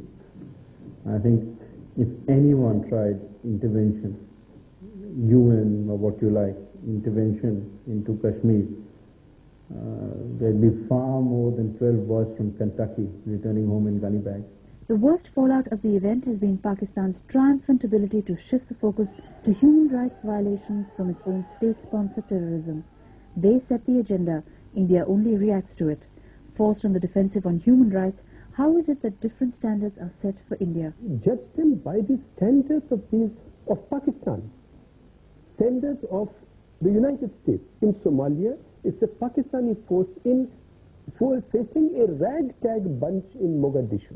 You have in September 9 and 10, when Pakistanis are traveling in a convoy, some women and children shout slogans. They call in assistance from American helicopters, and they fire at this unarmed lot of women and children, and 100 to 120 women and other civilians are killed. And what does the American State Department say then? Then the commander, he says, in an ambush, he says it is an ambush. In an ambush, there are no sidelines for spectators. To let Pakistan exploit and gain from using the human rights theme to internationalize the issue would amount to rewarding a state sponsoring terrorism. It is a war on India by Pakistan. Fight it as a war. You can't fight it under the Criminal Procedure Code. You can't get written orders from the Supreme Court before dealing with terrorists. Deal with them as they deal with you. Similarly, no one cried human rights when U.S. forces killed scores of women and children in Waco, Texas, just because they wanted to flush out a cult leader. No one cried desecration when the Kaaba was stormed to flush out fundamentalists. Yet here there is outrage, with the army nearly surrounding a mosque, feeding armed militants inside, and even giving them a phone connection. Perhaps Pakistan's ambassador-designate to the U.S. can explain this better in her refreshingly honest reply. It's harder to accept others doing to Muslims what we, often do ourselves. It's just harder. It may be Tirupati or Golden Temple or Hazrat Bal. How does it make a difference? When it has become a center for waging war against the country, how is it that the country shall not act there? सालों से हम कश्मीर में सुरक्षा बलों की तथाकथित ज्यादतियों के बारे में सुनते आ रहे हैं। एमनेस्टी इंटरनेशनल और दूसरे संगठन हमें घड़ियाली आंसुओं से भरे समुद्र में खींच रहे हैं। सुरक्षा बलों के अत्याचार पर रोने वाले ये उदार लोग आतंकवादियों के भयानक कुकर्मों के बारे में क्यों नहीं चिंतित हैं? वो क्यों नहीं परेशान हैं उन मासूम लड़कियों के बारे में जो आतंकवादियों के बलात्कार का शिकार होती हैं, और उन युवाओं के बारे में जिन्हें बंदूक के इशारे पर इस अभियान में झोंक दिया जाता है? मानवीय अधिकारों पर सुरक्षा बलों को लेक्चर देना फैशनेबल भले हो, लेकिन इन भोले भाले नागरिकों के अधिकारों का क्या होगा जो आतंकवाद के शिकार होते हैं? प्रस्तुत है मृत्युंजय कुमार झा की रिपोर्ट। इसको हम इस तरह जहाद नहीं कह सकते। मेरे ख्याल से इनको ऐसी सजा मिलनी चाहिए इस तरह कुत्ते की मौत मरनी चाहिए। ये आदमी जो इतनी गंदी हरकतें करते हैं माँ बहनों के साथ, लड़कियों के साथ, कितनी गंदी हरकतें, इनको काफी सजा मिलनी चाहिए। उम्र 19 साल, नाम शाहीना। अगर हालात अच्छे होते तो शाहीना शायद दुनिया से बेखबर एक अल्हड़ मस्त लड़की होती जो अपनी परीक्षाओं, किताबों या फिर सहेलियों में मगन रहती। लेकिन आज ये लड़की कड़वाहट और गुस्से से भरी है, जिसका सब कुछ लूट चुका है, वर्तमान भी और भविष्य भी। कौन जिम्मेवार है शाहीना की बर्बादी के लिए? आखिर हुआ क्या? मेरे 2 भाई हैं, बड़ा है और छोटा है। छोटे वाले भाई को जो मिलिटेंट थे, इख्वान मुस्लिमीन के थे, वो उसको कह रहे थे कि तुम हमारे साथ मिलो, हम तुम्हें पाकिस्तान भी ले जाएंगे, ट्रेनिंग देंगे अच्छी तरह। हम नहीं चाहते थे, तो फिर उन्होंने उस पर झूठा इल्जाम लगाया चोरी का, और उसे किडनैप करके उस पर बहुत टॉर्चर किया, हमें टॉर्चर किया, कहा कि इससे हमें वो करेंगे, गोली मार देंगे बिना वजह बिला उसे। फिर मैं हमारे पड़ोसी थे उनके पास गए, और एचएम के पास, एचएम वाले थे कुछ सरदार वहाँ बड़े बड़े, उनके पास गए तो उनसे अपनी प्रॉब्लम बताई, पर किसी ने हमारी मदद नहीं की। तब उसने सीमा सुरक्षा बल यानी बीएसएफ की मदद ली अपने भाई को बचाने के लिए। भाई तो बच गया, लेकिन उग्रवादियों ने शाहिना को अगवा करने की धमकी दी। ये सुनकर मैं घर से भाग गई और डीआईजी साहब बारामूला सिंहपुर में आई, तो वहाँ उन्होंने मुझे यहाँ श्रीनगर भेजा आईजी साहब के पास। तो आईजी साहब ने मुझे एक यहाँ श्रीनगर में रतरानी हॉस्पिटल है प्राइवेट, वहाँ रखा एज नर्सिंग ट्रेनिंग के लिए। उग्रवादियों का डर लगातार उसका पीछा करता रहा। फिर वहाँ एक दिन मेरी पड़ोसन आई जो मिलिटेंटों के साथ चलती थी, तो उसे देखकर मैं चौंक गई, मैं घबरा गई। मैंने हो सकता है ये उन लोगों ने भेजी होगी। तो फिर मैं वहाँ से भागकर अपनी बहन के पास आई। और अगले ही दिन शाहिना का अपहरण हो गया। अपहरण करता था जेकेएलएफ का कयूम बेग, जिसने शाहिना पर बीएसएफ की मुखबिर होने का इल्जाम लगाया। फिर उन्होंने मुझे उठाकर एक मकान में लिया, पता नहीं वो अंडरग्राउंड शायद मकान था, वहाँ लेकर मुझे उन्होंने 41 कोड़े मारे। कहा कि तुमने ऐसी गलती की, तुम मुखबिर हो, सीआईडी में काम करती हो। 41 कोड़े खाने के बाद शाहिना को पता चला कि अभी तो ये शुरुआत ही है। पिछले जुलाई में उसके अब्बा के गुजर जाने के बाद उसके परिवार की ये पहली ईद थी। शाहिना फिर उठा ली गई। इस बार उसके अपहरण में इख्वान उल मुस्लिमीन के लोगों का हाथ था। उठाकर मुझे राजवाड़ा साइड एक बहुत बड़ा जंगल इलाका है, वहाँ ले लिया। वहाँ रखकर उन्होंने मुझे 15 दिन रखा। 15 दिन रहकर मैं उनके पास रही तो एक दिन उन्होंने मुझे बेहोशी का दवा दिया। बेहोशी की दवा देकर उन्होंने मेरी इज्जत लूट ली। मुझे एक जंगल में रखकर 2 आदमी थे मेरे साथ, एक के पास गन था, दूसरे के पास नहीं था, तो फिर मेरी इज्जत लूट ली। बार बार के बलात्कार के कारण गर्भवती हुई शाहिना ने फैसला किया कि वो उस नफरत और हिंसा के बीच यानी अपने अजन्मे बच्चे को खत्म कर देगी। जैसे कि इतना ही काफी नहीं था कि एक बार फिर उसका अपहरण हुआ। अब की बार उसे उठाने वाला था हिजबुल मुजाहिदीन ग्रुप का अल्ताफ हुसैन नजार। एक बार फिर शाहिना पर जुल्म का दौर शुरू हुआ। एक उस अल्ताफ हुसैन नजार ने मेरी इज्जत लूट ली, और जो बाकी थे वो भी ऐसी गंदी गंदी बातें करते थे, पता नहीं क्या क्या बकते थे। तो मुझे फिर वो ये छुपाने के लिए, ये राज छुपाने के लिए इन्होंने मेरी इज्जत लूटी थी। ये राज छुपाने के लिए उन्होंने मेरी शादी कराई, और वो भी एक ऐसे इंसान से। एक तो वो गूंगा था और ऊपर से उसकी उम्र 45 साल की थी, और उससे मेरी क्योंकि मुसलमान कौम में मौलवी होता है, काजी होता है, कुरान पढ़ना होता है, लेकिन कुछ नहीं, ऐसे ही निकाह कागज लाकर जबरदस्ती साइन करवाया, क्योंकि सारे मिलिटेंट थे उस वक्त। अब ये आपस में बातें कर रहे थे, कान फूस आपस में कर रहे थे कि हम इसे भेज देंगे दिल्ली, और वो भी कोटे पर। फिर मैं वहाँ से एक मौका पाते ही वहाँ से भागकर सीधे बीएसएफ कैंप में आ गई। शाहिना ही नहीं, और भी कई ऐसी कश्मीरी लड़कियां हैं जिन्हें उग्रवादियों के दरिंदगी का शिकार बनना पड़ा है, लेकिन बहुत कम ऐसी लड़कियां हैं जो खुलकर सामने आने का साहस जुटा पाई हैं। 18 साल की शकीला बानो को भी दरिंदों ने अपनी हवानियत का शिकार बनाया, जब उसके भाई ने उनका साथ देने से मना कर दिया। उन्होंने मुंह पर मुझे बांध के, पेरोज अहमद था वो, उन्होंने मुझे यही मुंह पर हाथ रखा है और अंदर ले जाए 2 बार इज्जत लुटाई और चले गए। मैंने किसी को नहीं पता। मैंने कहा अगर बताऊंगी मुझे दुनिया थूक दीजिए। फिर आज क्या हुआ? आज 4 बजे मैं पेशाब करने गई थी बाथरूम में, और दरवाजा ठक ठक, और 4-5 आदमी थे। एक अंदर चला निसार अहमद, और उन्होंने कहा ये कहाँ है, नजीर अहमद कहाँ है, मैं उसको लेने गई। फिर उन्होंने मेरे साथ एक बार इज्जत लूटी। मैंने कहा हमारे साथ चलो। मैंने कहा मैं चप्पल पहनूंगी। मैं पीछे के दरवाजे से भाग गई, और थांसे मैं दौड़ के आई और बेसर के बैंकर में घुस गई। बीएसएफ के अनुसार कश्मीर में उग्रवादियों द्वारा महिलाओं पर अत्याचार में रोज वृद्धि हो रही है। बंदूक की नोक पर शादियां या बलात्कार आम बात है। स्थानीय डॉक्टरों को डरा धमकाकर बलात्कार की शिकार कश्मीरी लड़कियों के गर्भपात के लिए उन्हें मजबूर किया जाता है। किडनैप्ड आदमी भी भाग के हमारे बंकर्स में आते हैं। जिन लड़कियों के साथ जिना और दूसरे किस्म के जातियां ये कर रहे हैं, वो लड़कियां भी बीएसएफ के पास आती हैं, और बीएसएफ के पास रहने के लिए तैयार है कि हम बाहर जाएंगे तो हम सेफ नहीं है। किसी के घर गए, देखी कोई खूबसूरत लड़की, तो शाम को आए कि हम इससे शादी करेंगे, या उससे इज्जत लूट के जंगल में इज्जत लूटते हैं, फिर वही छोड़ते हैं। ये कैसा जिहाद है? भोली भाली लड़कियों का बलात्कार जिहाद कहलाता है? जवान लड़कों को जबरदस्ती आतंकवादी बना देना जिहाद है? उग्रवादियों के ऊंचे ऊंचे सिद्धांतों और उनके घिनौने अपराध दो ऐसी उलझी हुई गुत्थियां हैं जिन्हें अलग करना बहुत मुश्किल है। पहले हम भी मानते थे ये जिहाद के लिए निकले हैं, हम भी लड़ते थे, हमारे रगों में भी खून आता था, नहीं हमें आजादी ही चाहिए। पर जब इन्होंने गलत हरकतें उठाई, गंदी गलतियां करने लगे, तब हमें नफरत हो गई। अब तो काफी नफरत हो गई है इन मिलिटेंटों के साथ। मजहब नहीं गलत करती है, मजहब एक है, मजहब इनके का बहन है, बहन मुसलमान भाई है, मुसलमान बेटी बहन है, ये दहशतगर्द इनकी समझते हैं, गलत बहन है, क्या करती है? धीरे धीरे पब्लिक को इन लोगों ने गलत काम करने शुरू किए। धीरे धीरे किस तरह के गलत काम? जैसे कि लूट मार की, चोरी की, डाकू किसी के घर जाती थी।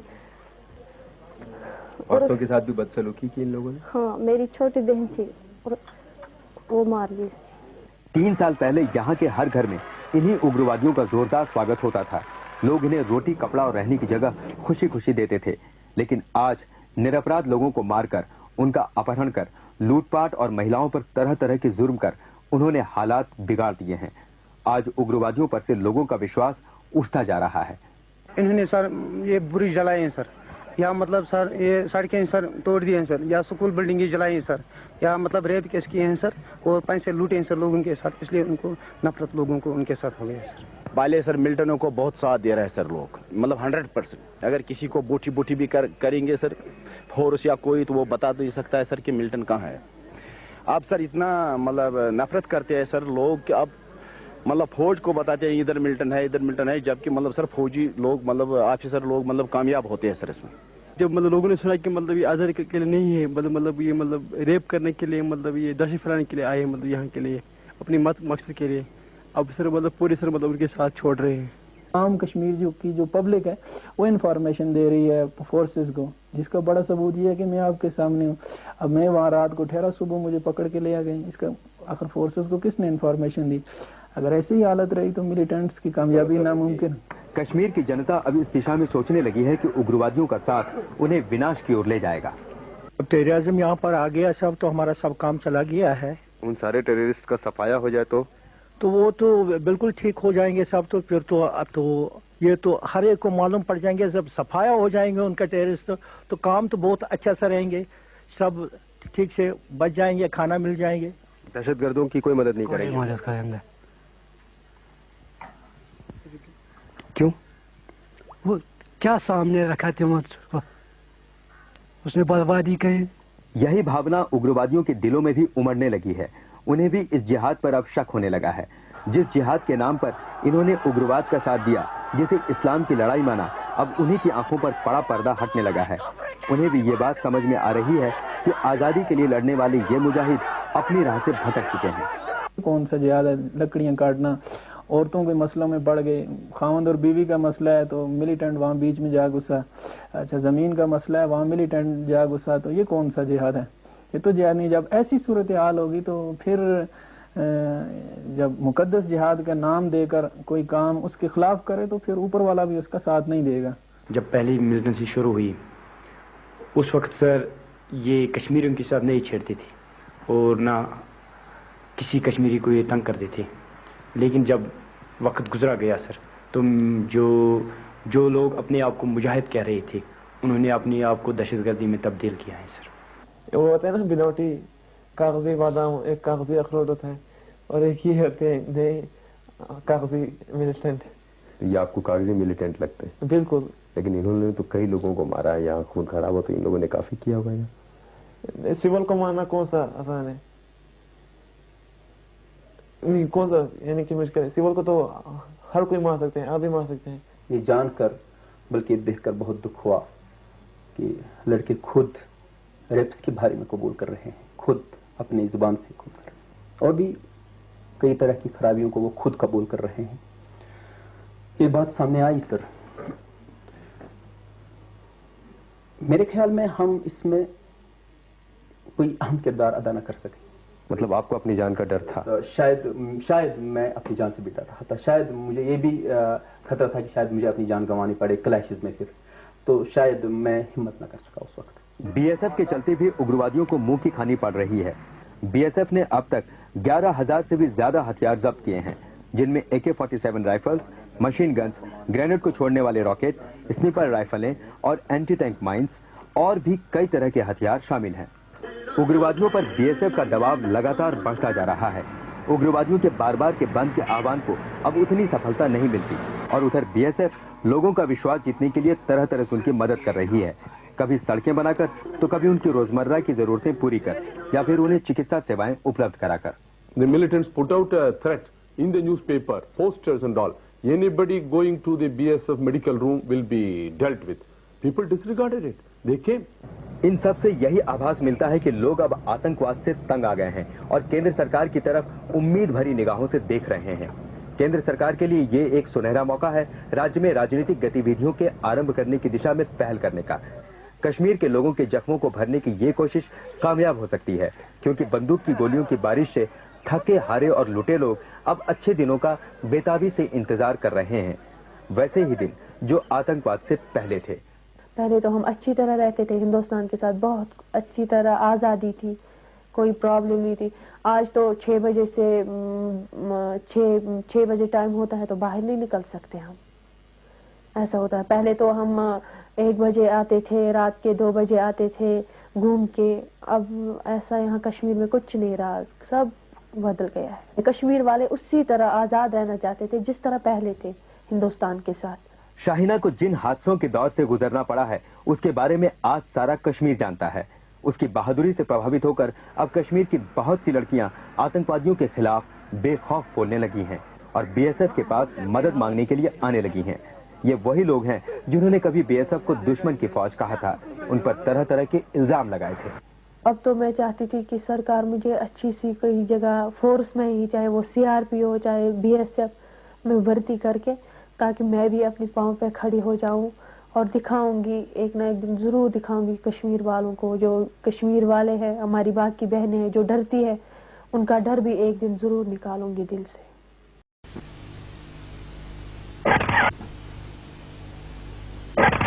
Day before yesterday, the nation woke up to the news that 6 terrorists sponsored by Pakistan's Inter-Services Intelligence, 4 Pakistanis, 1 Bangladeshi and 1 local Muslim youth were arrested by the Delhi police before they could execute the ISI plan to kill a large number of innocent Indians. In secret exclusive interviews with Newstrack, these terrorists gave details of their aborted plan. क्या समझा के भेजा था आपको दिल्ली की, क्या करना है दिल्ली पहुंच के? दिल्ली में वो हमें वहाँ जो ट्रेनिंग दी थी उन्होंने बम बनाने की और तेजाब वगैरह से और जहर बनाने की। और जहर क्यों? कि यहाँ जब पहुंचेंगे दिल्ली में या बम इंडिया में पूरे में जगह जगह बड़े बड़े शहरों में बम लगाने हैं, जहाँ ज्यादा रश हो, आबादी ज्यादा हो, जहाँ ज्यादा से ज्यादा जख्मी आदमी हो, और पानी की पीने के पानी की टंकियों में वो जहर मिलाना है, ज्यादा से ज्यादा आदमी मरे, दहशत फैले।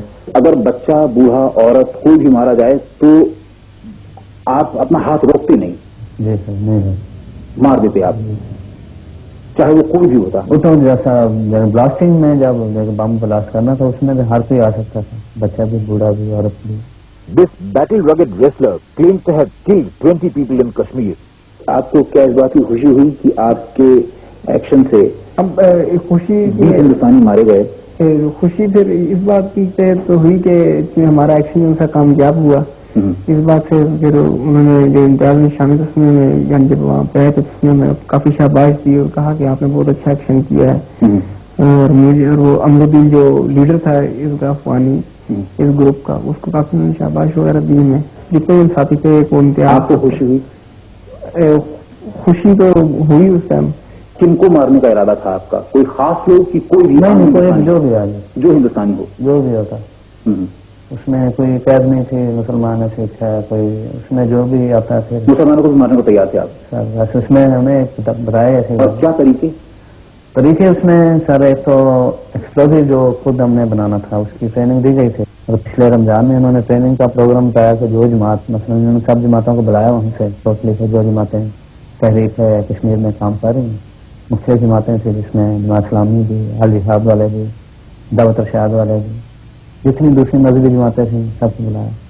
تو انہوں نے یہ کہا کہ میں خود ٹریننگ کراؤں گا مجھے خان العق میں، اور جو بھی جماعت چاہتی ہے اپنے لڑکے بھیجنا، اپنے ساتھی بھیجنا، بھیجے میں عید کے بعد شروع کراؤں گا. بم بنانے کی ٹریننگ دی جا رہی تھی. کہاں؟ میجر احسان الحق صاحب کے گھر میں، جو گھر ان کا کینٹ میں، کیوڑی گراؤنڈ میں، لاہور میں. کون ٹریننگ دینے والے تھے؟ یہ مصری تھے، یاسر تھے، ساتھ ہے ابو حمزہ تھے، ابو زبیر تھے، ایجپٹ کے. Definitely there are other groups. We cannot say already in India or expected. No, we cannot say they are expected. Some of them may have entered. So far, the ISI had been fomenting terrorism in the border states of Punjab, Jammu and Kashmir and the northeast. But now they have spread to metropolitan cities. They have established hideouts in Delhi and Bombay, with Calcutta as their next target. وہیں اپنے India کے کاغذات بنوا لینے، passport وغیرہ، وہیں کاروبار کر لینا، لمبے عرصے کے لیے انڈیا میں رہنا ہے، بڑے بڑے شہروں میں اپنے کام کرنے ہیں، بم لگانے ہیں، دھماکے کرنے ہیں. کیا نام رکھا آپ نے یہاں پہنچ کے؟ یہاں پہنچتے ہی پہلے تو ہم نے ہندو بن گئے ہیں اور سریندر نام رکھا، سریندر، رانا سریندر میں نے نام رکھا. Trained in Pakistan and battle inoculated in Afghanistan, these ISI terrorists are well equipped to handle weapons, explosives and poison. As we questioned these terrorists separately, consistent facts emerged which showed a common modus in all of them. None of them had valid documents to stay in India. None of them had any relatives or friends here. All of them had assumed fake names, rented houses and tried to merge with the regular populace. They belonged to one of the many modules of the ISI. تو ایسے میں آپ کیا کیا کرتے رہتے تھے؟ دن بھر کیا کرتے تھے، رات بھر کیا کرتے تھے؟ دن کو تو سر یعنی کہ ناشتہ وغیرہ ادھر ہی کرتے تھے جہاں ٹھہرتے تھے، نزدیک ہی ہوٹل تھا. پھر ہم آ جاتے تھے مسجد میں قریب 12 بجے 12:30 بجے تک. کون سی مسجد؟ مسجد فتح پوری کی. نمازیں وغیرہ ادھر پڑھتے تھے. اس بیچ وقفے میں کچھ گھومتے تھے، بازاروں میں دیکھتے تھے، مختلف علاقے دیکھتے تھے. پھر مسجد آ جاتے تھے، قریب 4 ساڑھے 4 بجے تک مسجد میں رہتے تھے. اس کے بعد یہاں پہ میں نے یعنی پہلے میں نے کلب جوائن کیا تھا، باڈی بلڈنگ کلب راجویر کے نام سے. وہاں پہ میں نے کارڈ بنایا تھا. باڈی بلڈنگ سینٹر میں میں جاتا رہا ہوں. ادھر موجپور روڈ پہ ڈی ایس کے کلب میں، ادھر میں اکیلا جاتا تھا. پھر ہم نے یہاں پہ میں نے، محفوظ نے اور خالد پہلوان نے اپنے مختلف ناموں سے، مثلا وہاں پہ میں نے راجویر نام رکھا تھا، Rajveer Rana.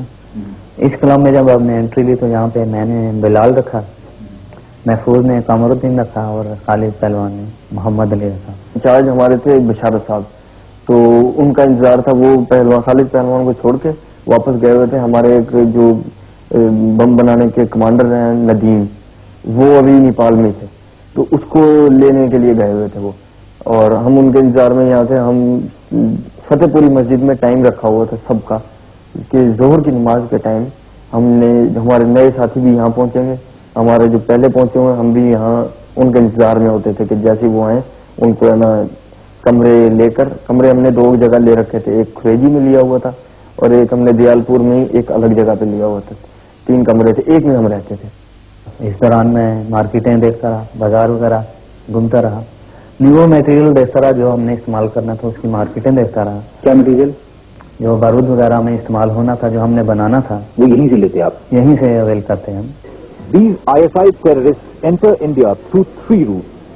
First, by coming to India from Pakistan with valid documents, then falsely showing their departure, but actually going underground by assuming different identities.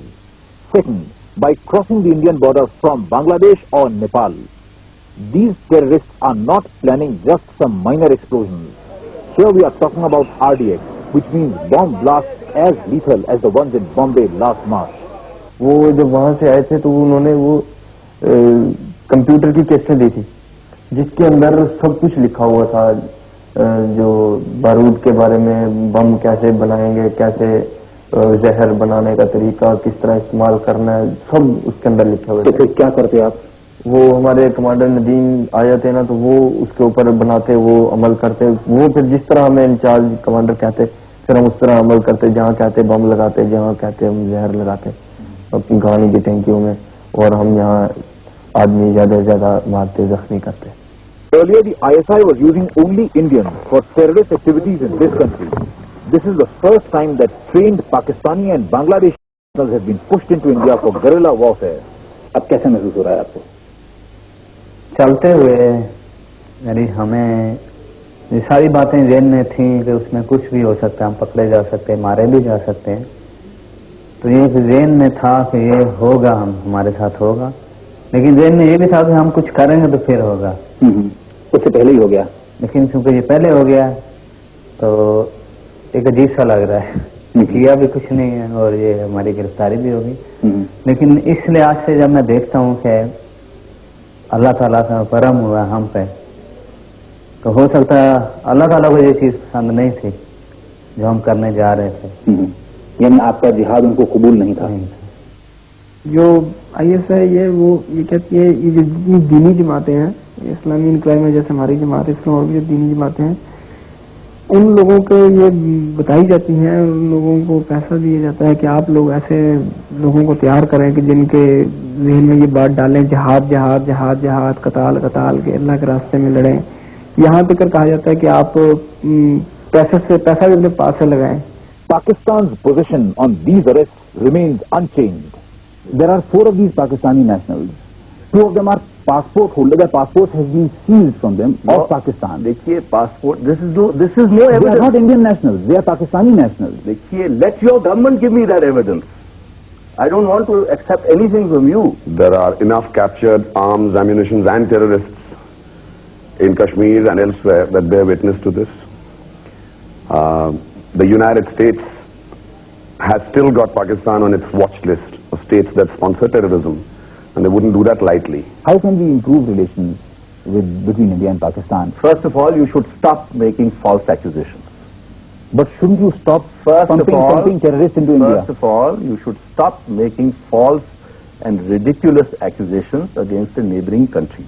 Frankly, when you talk of improving Indo-Pakistan relations, the first thing that is necessary is the central fact that Pakistan must desist from doing this. What? From supporting terrorism on Indian soil.